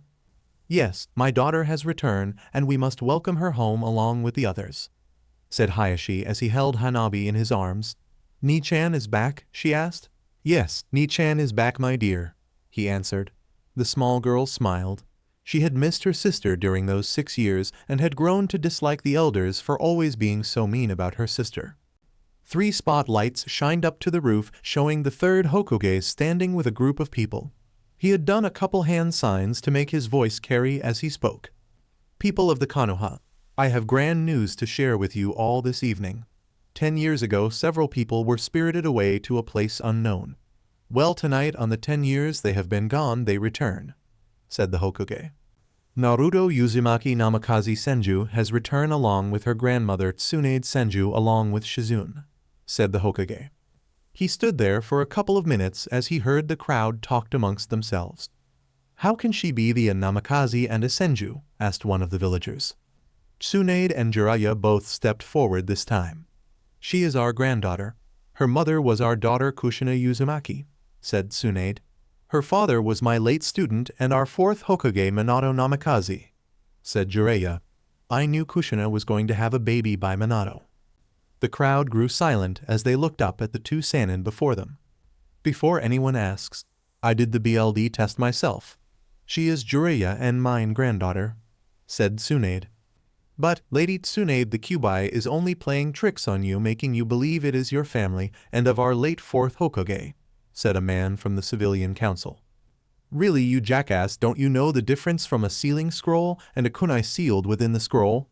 Does the scroll become the kunai once it's sealed?" asked the PSS off Tsunade.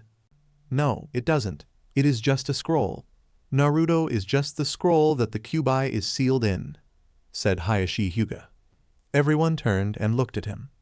"I was there with my late wife when Minato Namikaze married Kushina Uzumaki. We knew shortly after she was with child.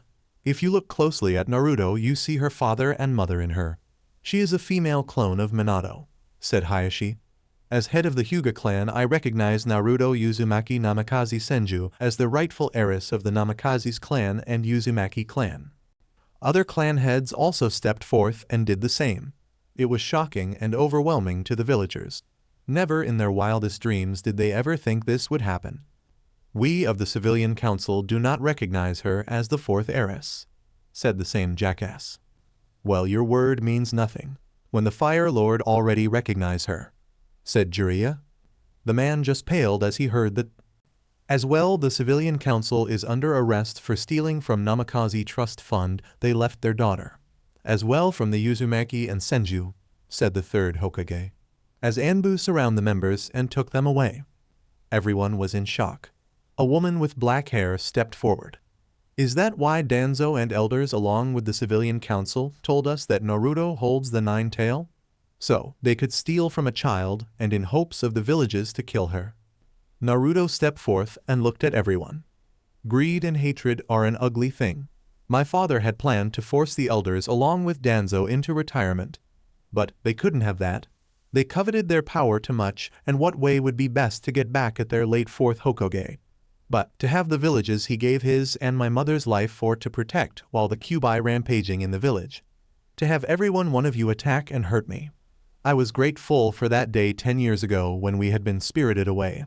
For that day Deadpool had saved my life and reunited me with my Ba-chan Tsunade. No matter how much I wish to blame each and every one of you, to hate each and every one of you, I am not able to. You only did what you believed to be right. You were blind from the real truth, said Naruto. Both Tsunade and Jiraiya placed a hand on their granddaughter's shoulder and smiled at her. You have done us proud, said Jiraiya. Both Ryoko and Kyoko grinned and looked at each other. You will be nice to our niece, or we will make your lives a nightmare with Uncle Deadpool's help, said the twins in unison. Everyone paled and looked up at the twin girls. Sarutobi looked at the little girls and at their mother. You had 2 more mini Kushinas? Naruto giggled. We 3 have perfected our pranking skills. Sarutobi paled as he looked at them. Naruto, before you left you had rained heel down on the Anbu and I&T offices. I had Rainbow Anbu running around for a couple of days. Yeah, that was funny, and Ibki did look good with that bright red clown's wig glued to his head, said Naruto as she giggled. Ryoko, Kyoko, and Naruto, you 3 are to try to not prank Ibki for a while, said Tsunade with a growl in her voice.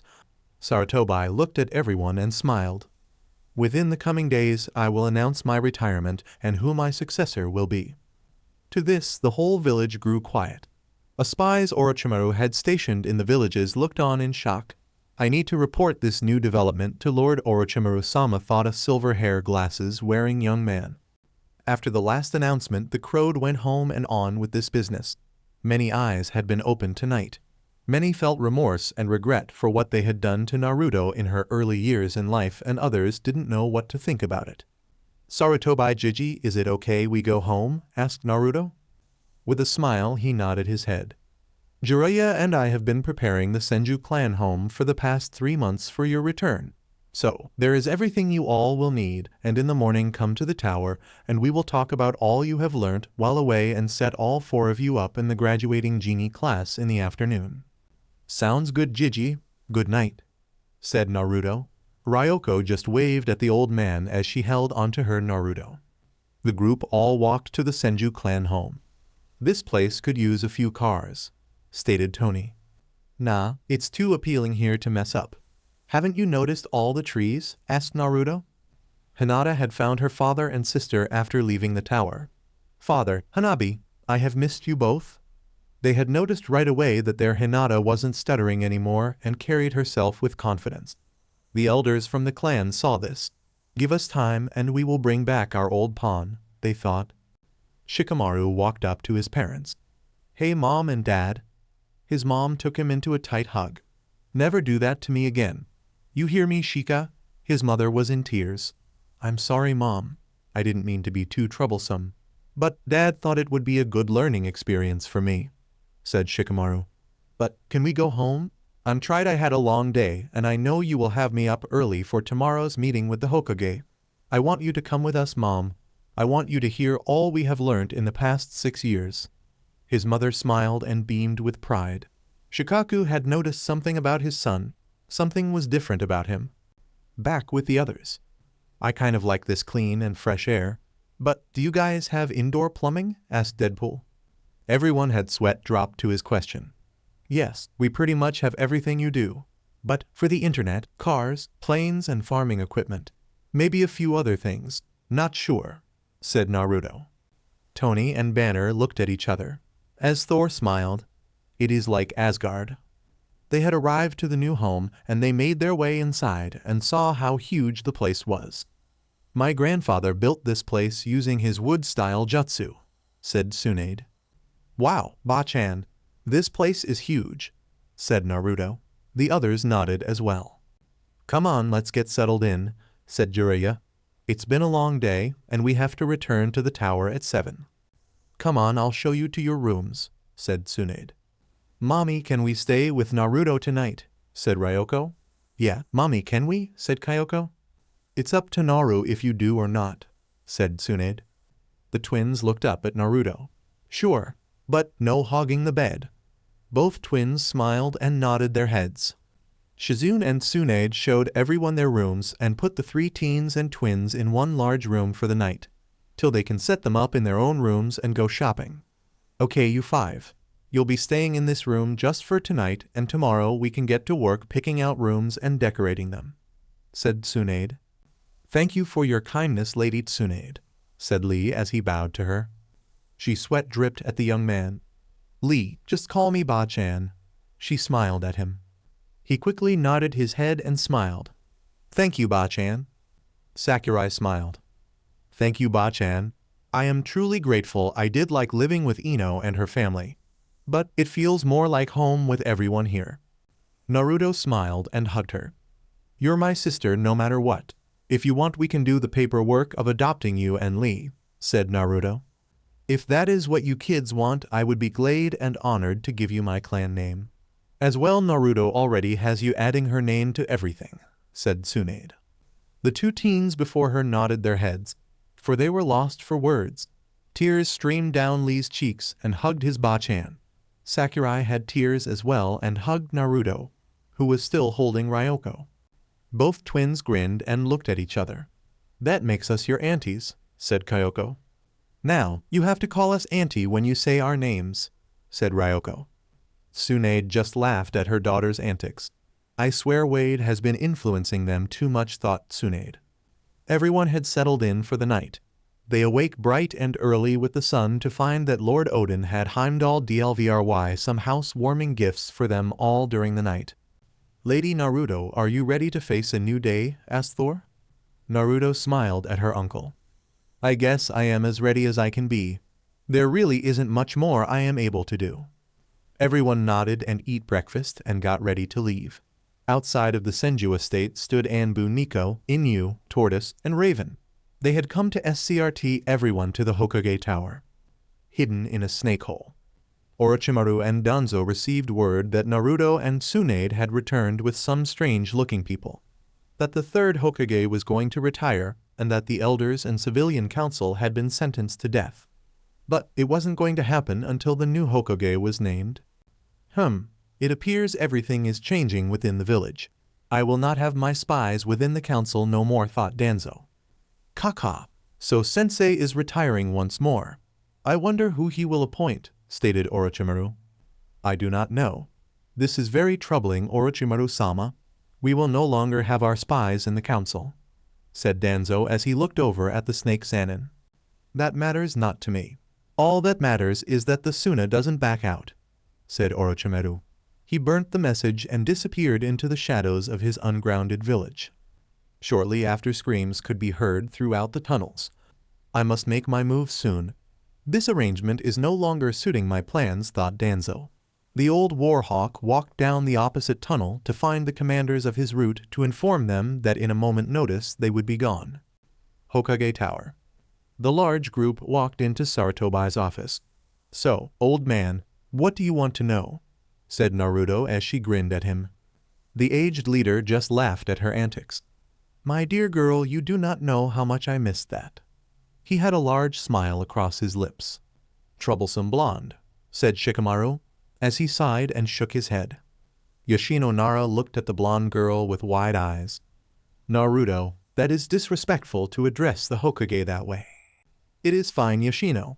Naruto is like a granddaughter to me, and I wouldn't have it any other way.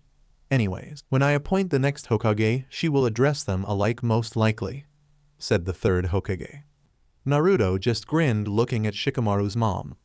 I have never been one for proper etiquette. It drove my other Ba-chan crazy in Asgard. Mother did have a dreadful time trying to teach Naruto proper etiquette. She always told her that her actions were not of a proper lady of court, said Thor. I know. I always told her I am a warrior. I am not suited to sit around like a porcelain doll, said Naruto. But I do know how to behave around royalty and others of higher statues than my own. That you do? Mother did enjoy her time training you. You are a princess of Asgard. Will hold high title, said Thor. Shikaku and Yoshino just listen on. They couldn't believe this girl was a princess in another world, where people of that world are like gods. Then to top it off, she was of Namikaze and Uzumaki royalty. Then she was also a princess within the Senju. This girl held many surprise. In a way they couldn't wait to see what was to happen next. Sarutobi Sensei Jiraiya and I, along with Naruto, would like to adopt Rock Lee and Sakura Haruno, said Tsunade. Just before Lee had gone to the other world, both his parents had died in a mission gone wrong when a S-rank missing nin ambushed them on their return from a mission to Iwa. After that, Lee had been living on his own with Guy checking in on him from time to time and taking him on early as a student. When the opportunity arose to do some special training with Lady Tsunade, Guy jumped at it. He felt this would be good for the boy's soul, to have a family and feel part of something much more grand. Sakura was excited that she will have a family once more. She knew what her mom had done, and she was shocked and frightened of her mother's actions. Never in her wildest dreams did she ever think her mother would take part in hurting or trying to kill a child the same age as her daughter. She had asked Naruto to forgive her, but Naruto told her it wasn't her fault and she wouldn't hold it against her for what her mother tried doing and did. Since that day, the two girls had been very close. If that is what they both wish, I see no reason not to allow the adopt, said the third. I want them to hold all my clan names, for they are my family and I am honored to call them my siblings, said Naruto. Very well, but be warned, many will come for you, just for holding the Namikaze name, said the third. We know Lord Hokage. We are no pushover. In the last 6 years we have grown in many ways, said Sakura. Yes, we have Lord Hokage. Please do not worry about us, said Lee. Very well. Tomorrow come to my office and I'll have all the paperwork ready for the adoption. But here are the forms for you to go to the Ninja Academy and take the Genin exam today.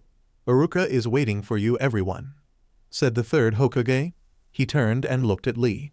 Lee, you will be given a different exam for how you do not have chakra, and there has been a request that you will join Team Guy. One of his students quiet, for they were unable to handle his training regiment and called him a madman. Lee smiled. Guy-sensei only wishes to make others stronger in his youthful ways. Everyone paled when they heard Lee say that. Dear Kami, I hope Guy doesn't try to make a mini-Guy out of this boy, thought the third Hokage. He handed the form over to the 5 Genin hopefuls.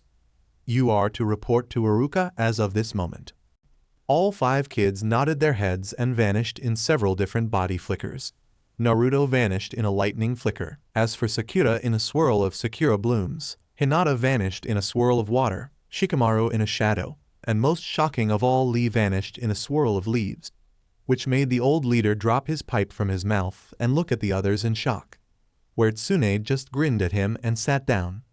In front of the academy, all 5 appeared and grinned, looking at each other. They had made it in time, for everyone was still outside. Well, what do you think? Should we just go straight to class or hang out? Asked Naruto. Let's just go to class. It will be less troublesome, said Shikamaru with a sigh. They all nodded and looked at their forms. It says we are to go to class 213, said Sakura. They walked up to the academy doors and noticed that other students had saw them all. Naruto just grinned as she opened the door and the others followed behind her. After going up one flight of stairs, they had found room 213. Sliding the door open, they saw 2 men going over some paper down at the bottom of the stairs in the classroom. They walked in, sliding the door shut, and made their way to the 2 men.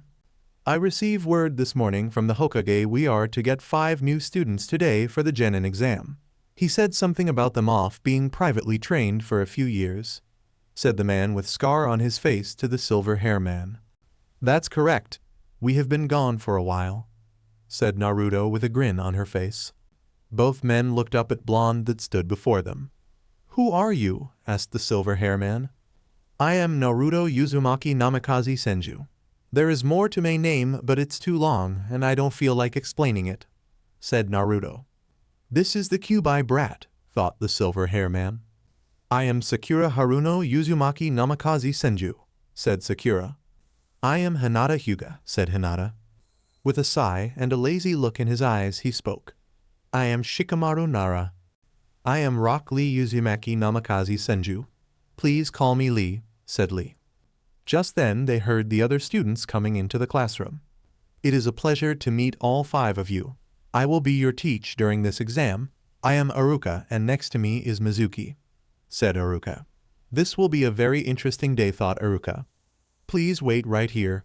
I will have you 5 introduce yourselves after everyone is seated.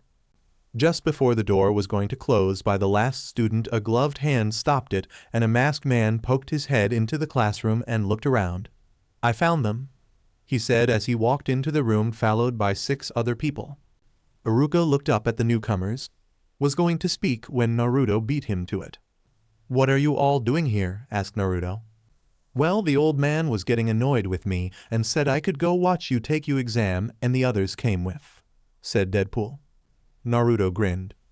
Uncle Wade, you know you will have to be quiet while we take it, right? She raised an eyebrow looking at him. The others just laughed. Sure, I'll be good, said Deadpool. Naruto turned to her 2 teachers. Forgive the intrusion by our uncles and aunt, mostly from our Uncle Wade. That is all right, Naruto, said Aruka. All right, class, we have 5 new students joining us today. I would like you all to give them a warm welcome. Please introduce yourselves to the class. Naruto stepped forth. My name is Naruto Uzumaki Namikaze Senju. I am the daughter of Kushina Uzumaki Namikaze and Minato Namikaze, as well as the granddaughter of Tsunade Senju and Jiraiya, as well as Odin and Gia of Asgard. I am 15 years old and I'm glad to return and be back to my home, said Naruto. Everyone grew quiet from her interdiction. Aruka just smiled.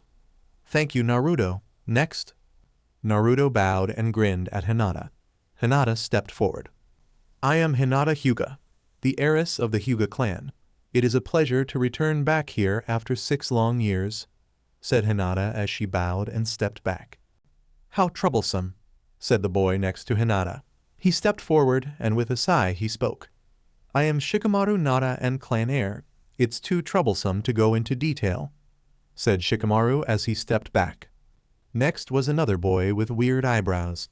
Hi, my name is Lee. Rock Lee Uzumaki Namikaze Senju, brother to Naruto. It is a pleasure to meet you all, said Lee as he grinned and winked at Sakura. A girl with long pink hair stepped forward. Hello, my name is Sakura Uzumaki Namikaze Senju. It is a pleasure to meet everyone. She bowed. Naruto looked at her friend and sister. She was shocked that Sakura dropped her last name Haruno. Both girls looked at each other and Sakura just smiled. I'll ask her when we get home, thought Naruto. Aruka just smiled. All right, you 5, there are free sets in the back next to your uncles and aunt. All 5 kids nodded their heads and quickly walked up to their seats. Deadpool grinned at the kids. I'm proud of all 5 of you. Thanks, Uncle Wade, said Sakura. Now, class, the exam is broken up in several parts. The first one is the written exam. After the written exam, we go outside to test and score you in throwing accuracy with kunai and shuriken.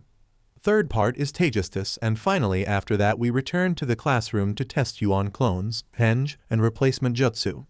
After that we score everything and give you your headbands, making you Genin of the Leaf, and the next day you return we announce teams and Jonin senseis, explained Aruka. Naruto, being herself, played the part of the fool. She had paled and made a face. The other 4 just snickered and giggled at her. They know what her game was. Really, Aruka-sensei? No one told me we had to do a written exam, whined Naruto. Others in the class just laughed, and the last Uchida just had a grin on his face. I knew my clan is better than hers, thought Sasuke. Now Naruto, I believe the Hokage informed you about the written part last night, said Iruka-sensei. She looked at him puzzled and tilted her head to the side. No, I don't believe so. But, I wasn't listening. I was playing a game with Uncle Wade at the time. Iruka's sweat dropped and looked at the blonde girl. You should have listened. Well done, kid. Make them believe you're a moron, said Kurama. Thanks, Kurama. Anyways, they don't need to know everything I am able to do. As well, the guy next to Iruka-sensei is giving me a bad feeling. I don't think he likes us very much, said Naruto to Kurama in her mind. Tony and Steve watched on and saw the looks that Mizuki was giving Naruto. They looked at each other and nodded their heads. Tony and Steve shared a knowing looks.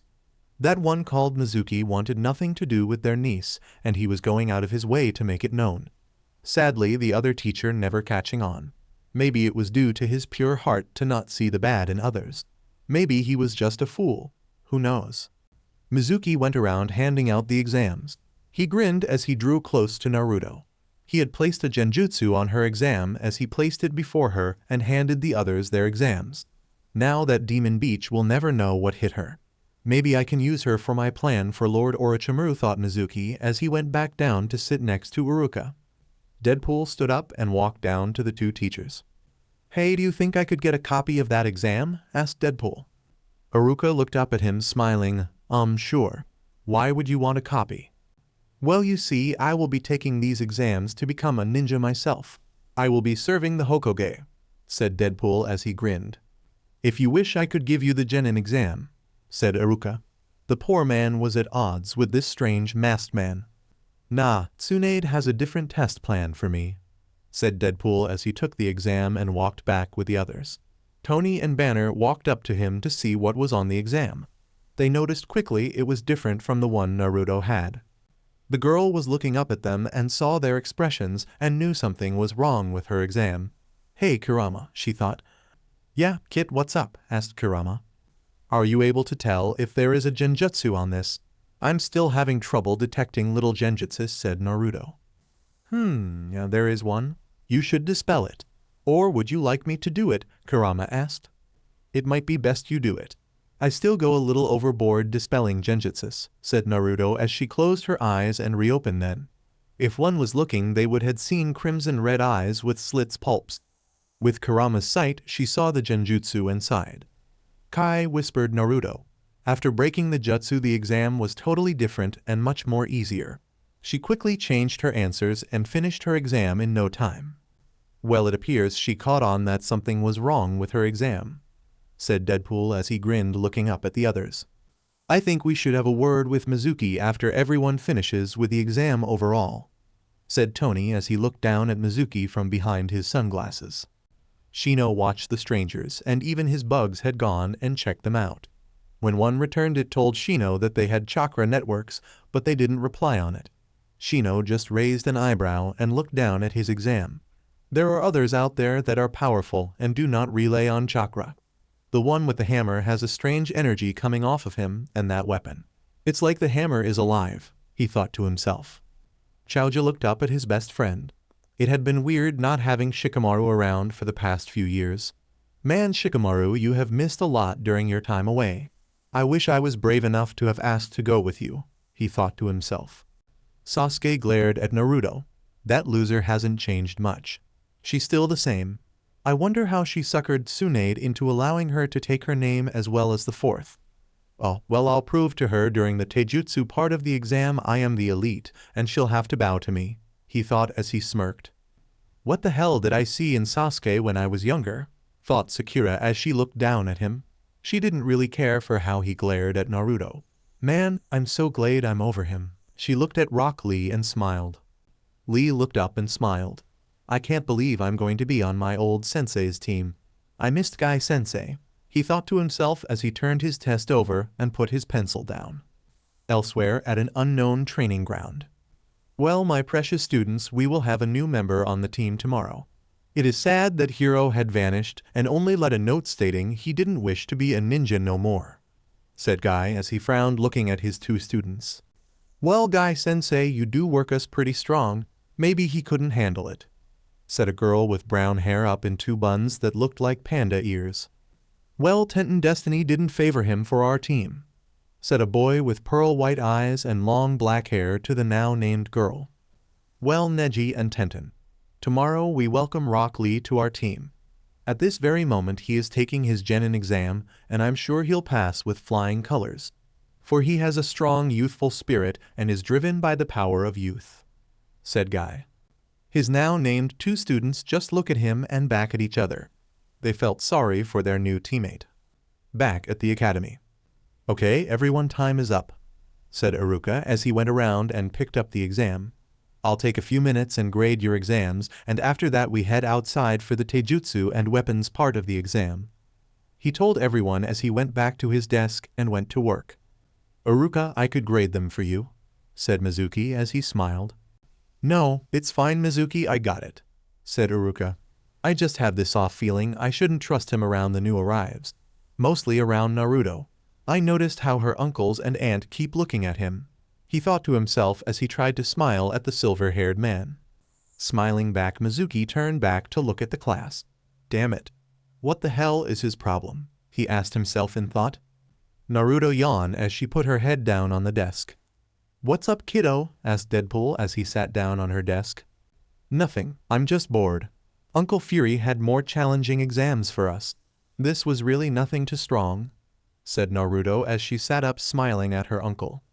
Really, you almost failed the exam due to that genjutsu you didn't see, said Deadpool as he raised his eyebrow at her and took on a more serious expression on his face. So if I was you, I wouldn't be too full of myself, he told her and patted her on the head. She raised her arms, batting his hand away from her head. I guess you're right. I'll do my best, she told him with a sigh. Good. But sadly before this day is done I'm going to be hunting a rascally silver-haired jackass, said Deadpool sounding like Elmer Fudd and giggling really weird. Naruto couldn't help but bust out laughing at his antics.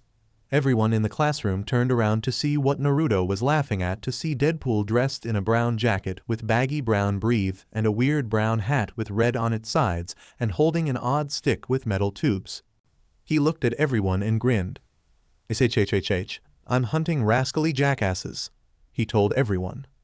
The whole class just sweat dropped as Naruto, Lee, Shikamaru, and Sakura laugh. Tony and Steve just grin. Clint smiled and shook his head, and Natasha walks up to him and places her head on his shoulder. Make sure you get him between the eyes, she told Deadpool. Ah, Wade, best of wishes on this hunt of yours. May the gods make your aim true, said Thor. Just then a shiver ran down Mizuki's spine. What the hell was that?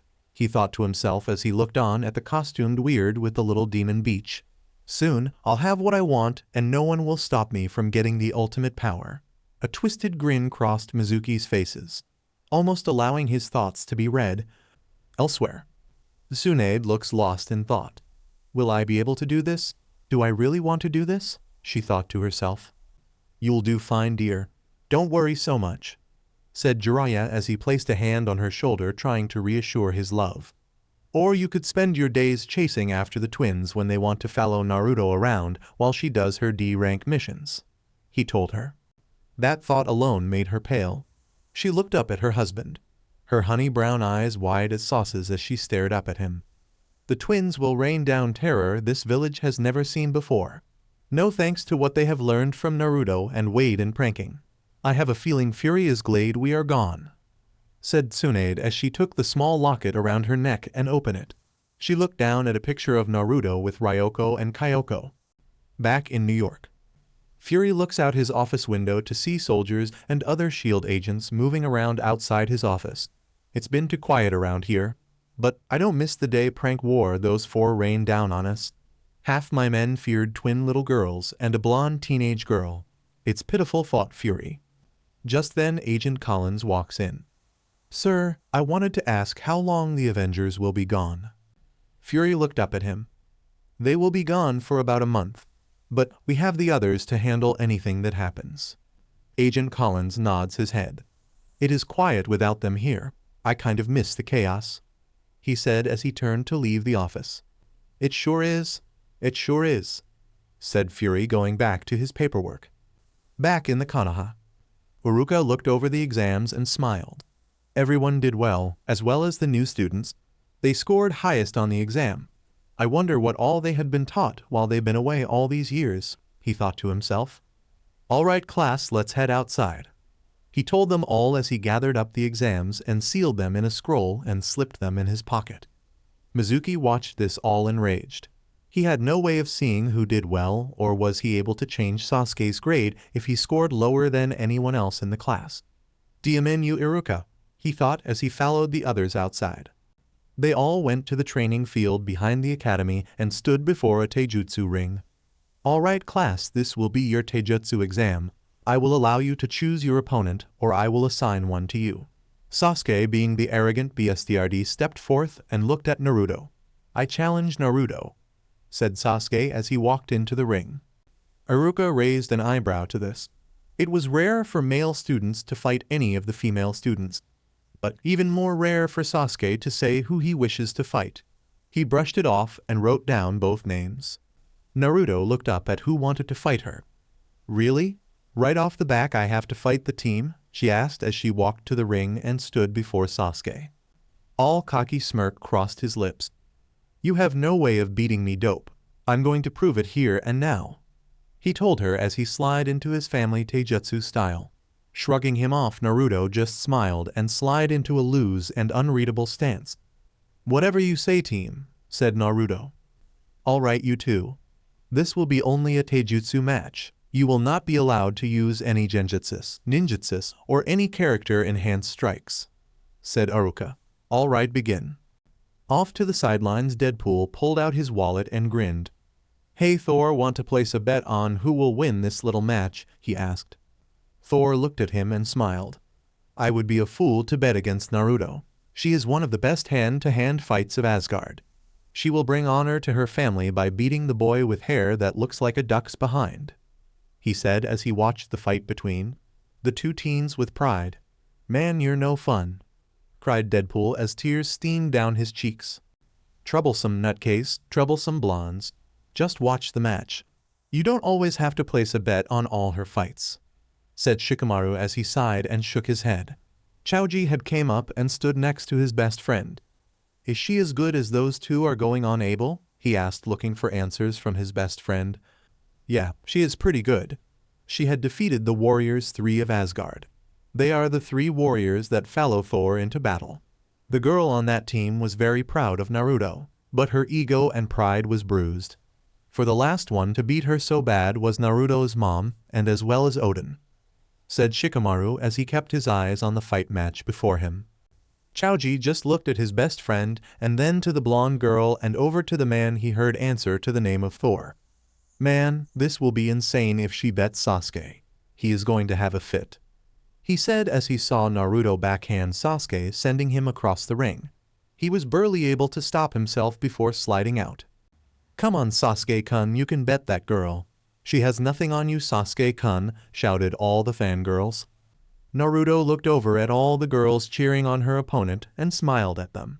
She then turned back to him. They really think you're the top dog here? She asked him. He glared at her as he wiped the BLD from the side of his mouth. They know their place and who they are to bow to, he told her as he rushed at her once more, jumping up and doing a roundhouse kick in midair. Naruto raised her right arm to block. As she blocked his kick, she leaned back and did a backflip kick, hitting him on the chin. Well, it appears they need to wake up from being fangirls and take being a shinobi seriously, she told him as she dropped to the ground doing the spits and doing a quick leg sweep, spinning back up to her feet as she missed him this time around. But Sasuke took the open and hit her with a right uppercut, knocking her back to the ground. You would do well if you learnt your place, said Sasuke as he got ready to do a spin kick as Naruto jumped back up to her feet. She grinned at him and caught his leg in her hands and quickly twisted it, making him spin and hit the ground strong. Sorry to tell you, team. When it comes to you, I will never see you as my better, so you best get used to it, said Naruto as she followed up with an axe kick to his back, knocking all the wind out of him. Slowly, she stood back up as she looked down at Sasuke. It appears Naruto is the winner, said Iruka as he moved to check on Sasuke. Uruka-sensei, he is just knocked out. He should be fine shortly, said Naruto as she bowed and went back to her little group. Well, Naruto, it appears we need to get you back in the ring. You should have finished him off sooner, said Deadpool. Everyone looked at him in shock. He was one that did enjoy toying with the enemy and dragging things out. Sorry, Uncle Wade. But I was just trying to prove a point and have a lovely little chat with the team, said Naruto as she looked at him with a sheepish smile. What the others didn't know was he was strong on her when it came to training and battle. He had ran her to the ground more than a few times in training. That she was always glad to train with the others while he was on assignment or busy looming for Francis. I'll make it quicker the next time around, she told him as she turned to watch as Sasuke slowly went to stand up. He glared at the blonde girl. No one has ever beaten him before. Before he could say or attack Naruto, Iruka spoke up. Okay class, who's next? He asked. A purple hair girl with pink eyes glared at Naruto. Me sensei, I would like to go up against Naruto, said the girl. Rei, are you sure? Naruto has just finished her spar with Sasuke, he told the now named girl. Before anyone could say anything, Naruto walked back into the ring.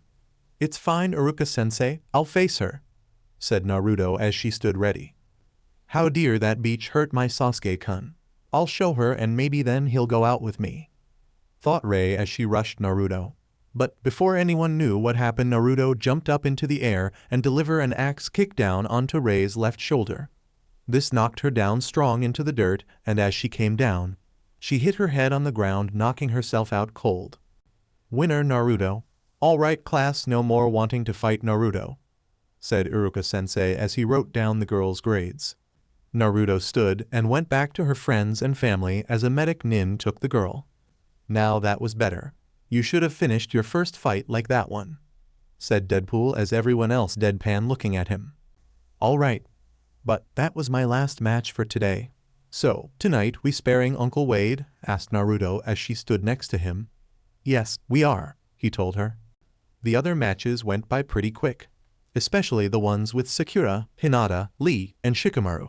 His fight had all that knew him shocked. He quickly took care of his opponent and didn't complain or forfeit. All right class, time for the next part of the exam, weapons, said Iruka-sensei. This here got the adults' attention, for they spent a lot of time and energy making sure their kids knew how to use any weapon under the sun and then some. Iruka went down the list, and when he got to Hinata, he smiled. All right Hinata, would you please how me you accuracy with the kunai and shuriken?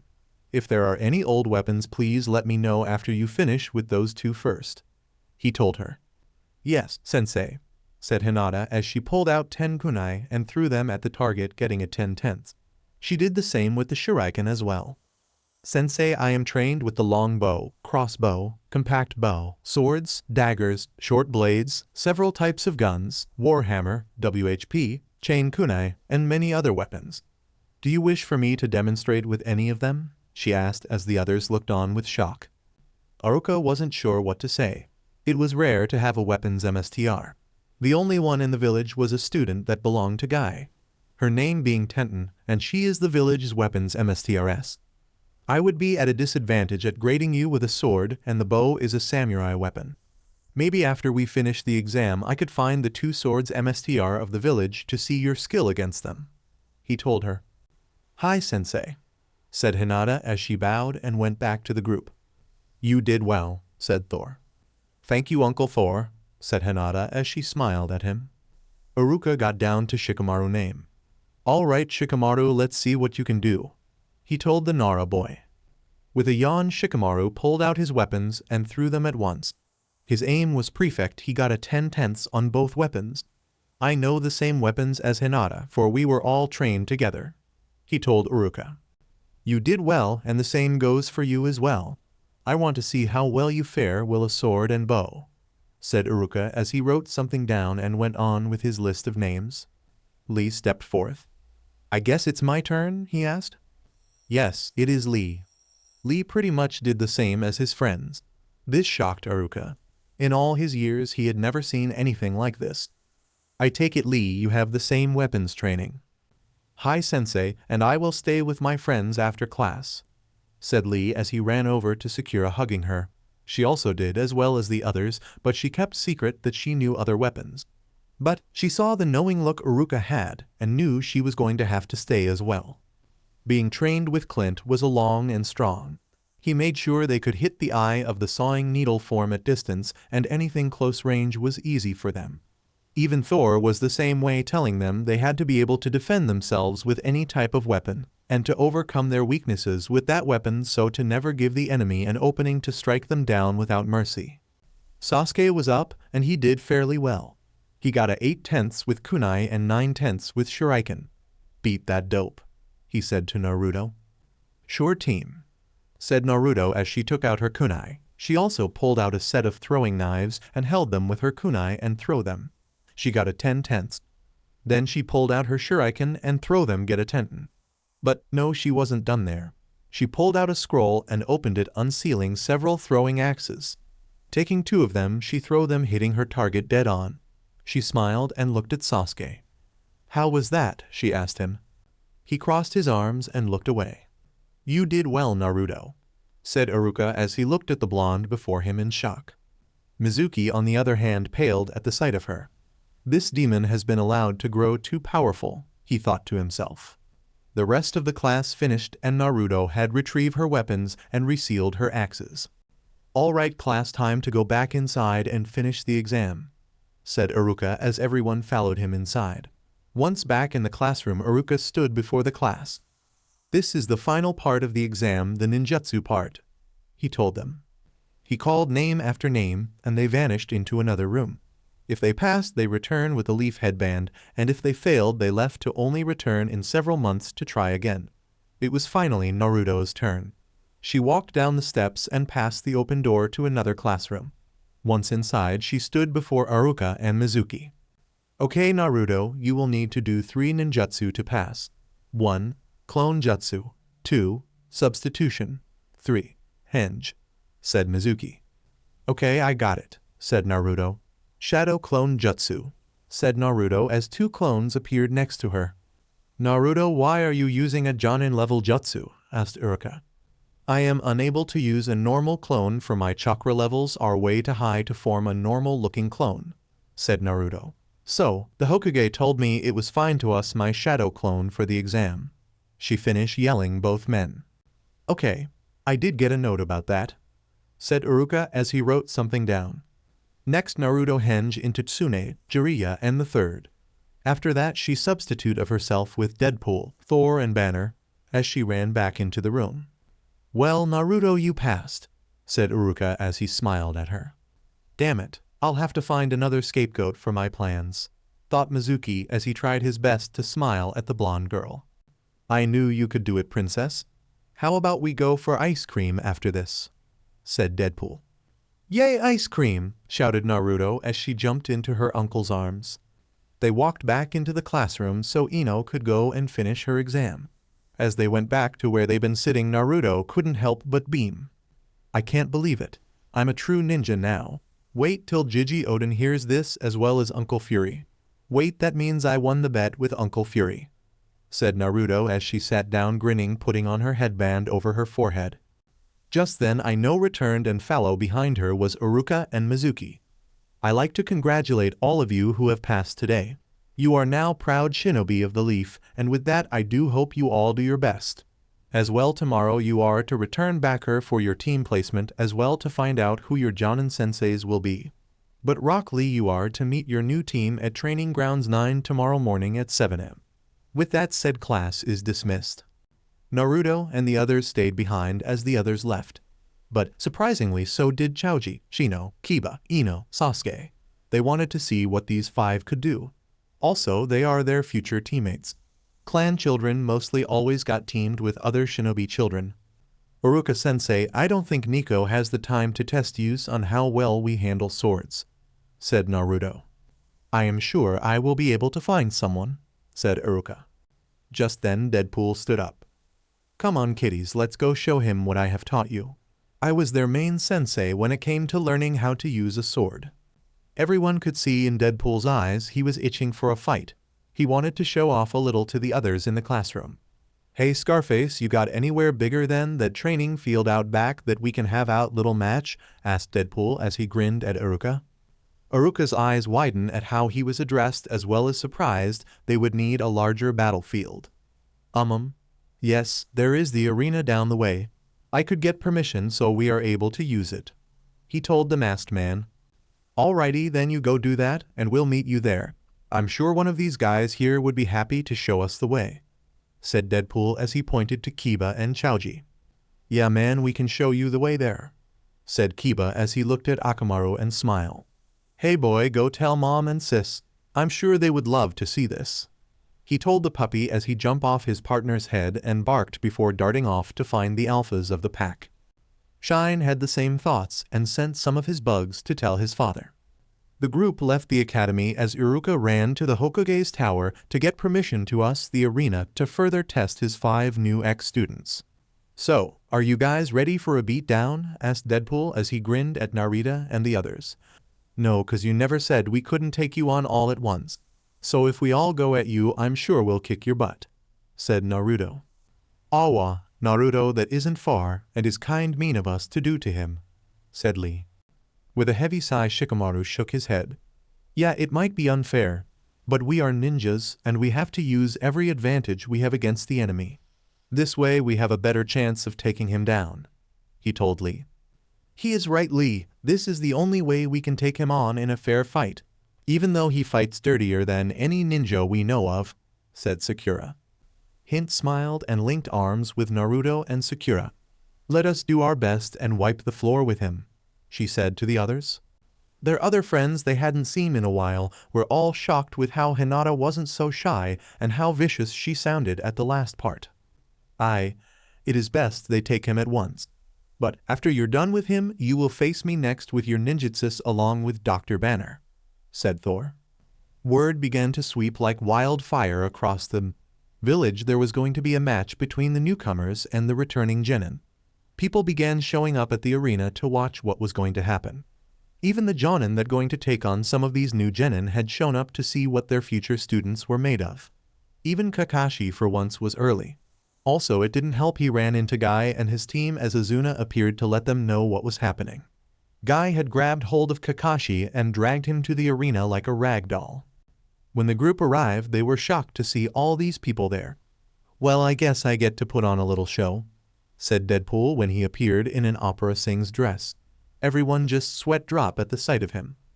Out of nowhere, rap music could be heard and Deadpool ripped off his huge opera dress and had on a red and black tracksuit and began dancing. The villagers and ninjas alike looked down at this strange man and wondered if he was playing with a full deck. But just then 2 twin little girls appeared next to him and tackled him to the ground. Uncle Wade, you should know better to play pranks on people without us, said Ryoko. Yeah, Uncle Wade. You hurt our feelings, Kyoko, as both girls pouted at him. Ah no, not the puppy eyes no jutsu, cried Deadpool. Both girls giggled and stood back up and walked to their niece and her friends. Naruto, can we join in as well? Asked Ryoko and Kyoko in unison as they pouted up at the girl. Ryoko, Kyoko, this is part of our test on our skill level as future genin of the village. You would have to ask Ba-chan if you can take part, said Naruto. She knew this was the only way she was going to get them to leave her and her friends alone and they would be able to finish their test. The twins took off running, ran up the wall to the Kage box where they saw their mommy and daddy sitting with the 3rd Hokage.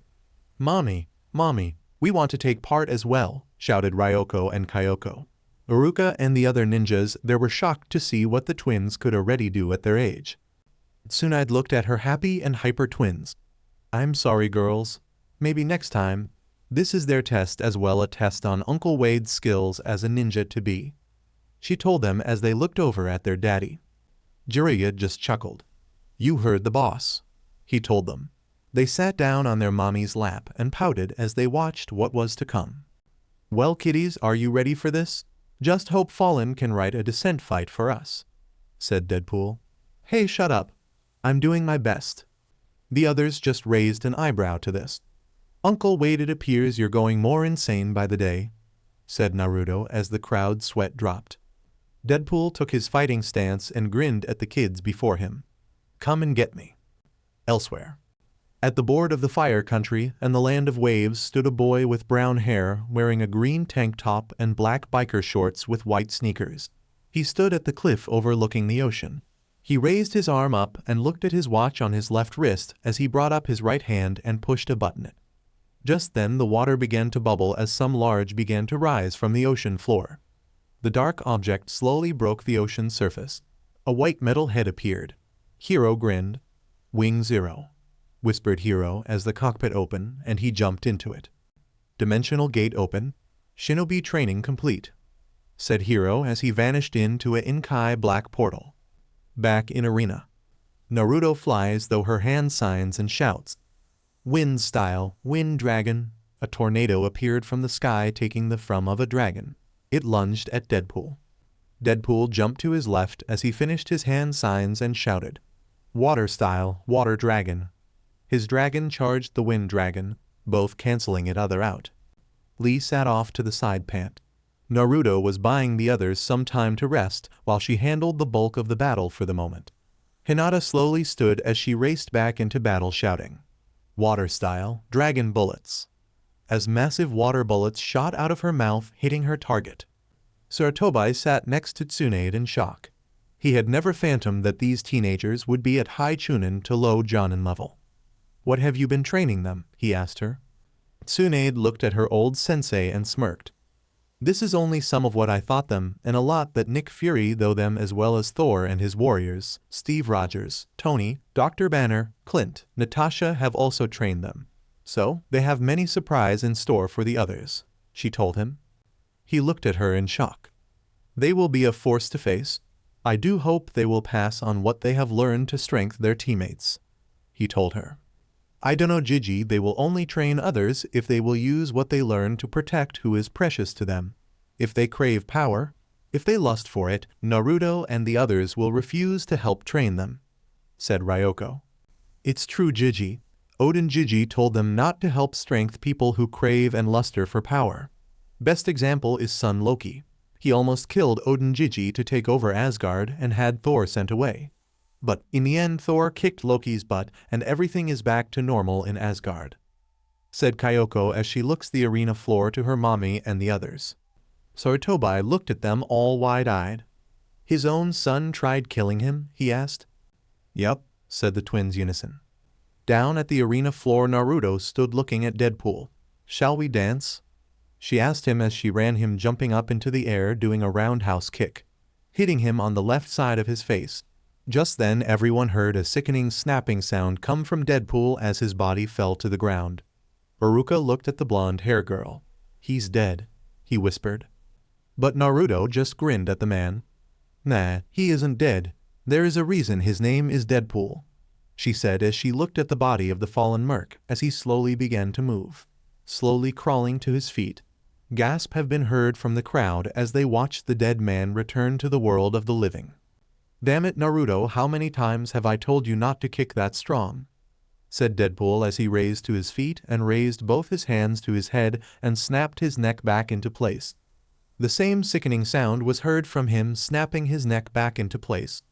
Everyone's mouth hit the floor watching the sight before them. One young man with silver hair watched this with disbelief. He would want to know about this. "I must get word to him soon," thought the silver hair teen. Shikamaru watched from the sidelines as he took a deep breath and stepped forth. "It appears I'm next," he told Deadpool and Naruto. Naruto grinned and looked at him. "So, you want to fight me or the old man?" she said as she pointed over her shoulder to Deadpool. "Hey now, I'm not that old. I'm only 30, said Deadpool as he grinned. Tsunami busted out laughing. She knew that was a total lie. Deadpool looked up at the Kage box and grinned at Tsunade. "Not a word, lady, not a word," he told her as she grew quiet. "I'll face you, shadow puppet," he told Shikamaru. Naruto sighed and walked back to join the others. As she passed Shikamaru, her hand brush pasted his. A small smile graced her lips. He blushed slightly as he looked away and slowly pushed his blush down. "Troublesome girl," he thought. "Now, shadow puppet, do I need to give you the talk again?" said Deadpool as he wagged his eyebrows at him. Shikamaru paled at what he was told.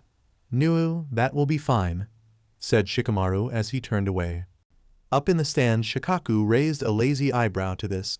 It appears he likes Naruto and Deadpool has saved me the trouble of the talk, he thought to himself. They got ready for their taijutsu match. Just taijutsu, you troublesome nutcase, said Shikamaru as he went for the first strike. This shocked his father. For his family was long-range fighters. They rely on their family style of fighting. Lee was leaning against the wall with Sakura wrapped in his arms as they watched the fight before them. My lovely Blossom, are you feeling better from your match? He asked her. Sakura looked up at him with a soft smile. Yeah, I'm fine. Don't worry, Lee-kun, she told him. Off to the side was Hinata. She was sitting under the tree watching as Naruto walked up to her and dropped down next to her. How are you, Hinata-chan? Asked Naruto as she smiled at her best friend and sister. Hinata smiled up at her. Yeah, I'm alright, said Hinata. Shikamaru slid into a Muay Thai style stance and glared at Deadpool. Deadpool, being the grand showman, he is charged at Shikamaru, but was met with a spinning back kick to the jaw. This sent Deadpool flying into the wall next to Lee and Sakura. What do you say, Deadpool? We call it even and be done with it, said Shikamaru as he walked over to the down-masked merc. That had more bite to it than normal, kid. I guess outing you on liking Naruto didn't help, said Deadpool as he grinned, taking the boy's hand and standing. Naruto looked over at the two with a blush slowly overtaking her cheeks. She was so focused with her studies and getting stronger to even see that someone liked her. Hell, her time in New York, she crushed a few hearts without ever knowing it and making her two sisters just laugh at how clueless she was about love. The third Hokage stood up and smiled. Lee, Sakura, Hinata, Naruto, and Shikamaru. You five have passed with flying colors. Tomorrow you shall find out whose your teammates will be. But Lee, I would like to have you head to training ground 10 in the next 20 minutes to meet Team 10, said the Hokage. Ninjas to villagers alike were shocked by how strong these 5 genin are, and are also shocked by the masked weirdo they had faced. Naruto walked up to Lee. Hey Lee Niai-san, do you think we could tag along as well to meet your new sensei? Asked Naruto as both Ryoko and Kyoko both sat in her arms. Yeah, can we, Lee Niai-san? Said the twins in unison. Lee held his hand out for Sakura and smiled at the others. Sure, I see why not. They will meet you all sooner or later, he said with a huge grin. They all grouped together with Shikamaru taking Kyoko and sitting her on his neck as Ryoko sat the same way on Naruto.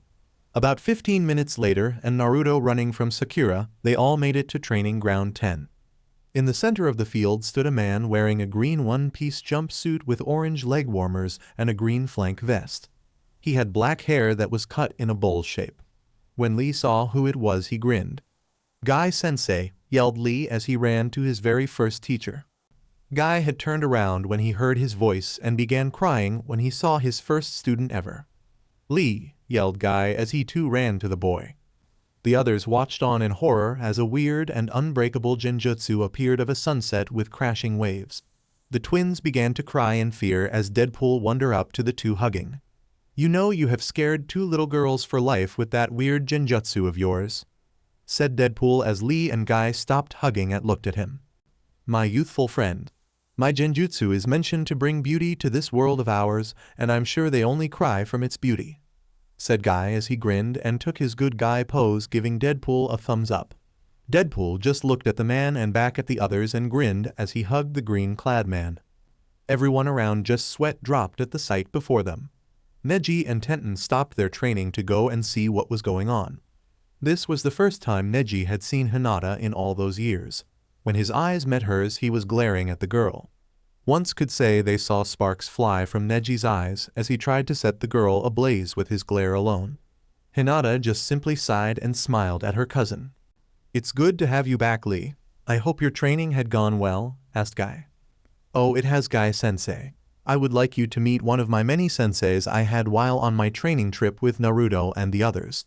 I like you to meet Deadpool, but his real name is Wade Wilson, said Lee as he smiled at his 2 senseis. Nice to meet you, Fuzzy Brows. You have a good student in Mini Fuzzy Brows, said Deadpool. I'm glad to hear your praise of one of my students. I would also like to know what you have trained Lee in, as for I will know how to work my teams with his new skills, said Guy. Well, let's see. Taijutsu, marksmanship, sniper, assassination skills, tech, something with an iron suit. I wasn't allowed in those training classes. Blow up one suit and you're marked for life. That's just to list a few," said Deadpool as he grinned at Lee's new teammates. "Iron suit?" asked Tenton. "If you come over after you're done training, we will show you all what Uncle Wade means," said Naruto as she smiled at the girl with brown hair with it up in twin buns that looked like panda ears. So alright folks, that's all for today. Stay tuned for part 3. Do subscribe, like and share for more such videos. Also check out the story and author AngelFallenDemon on FANFICTIONnet. Press the bell icon to be notified first on release. See you in the next video. Till then, goodbye.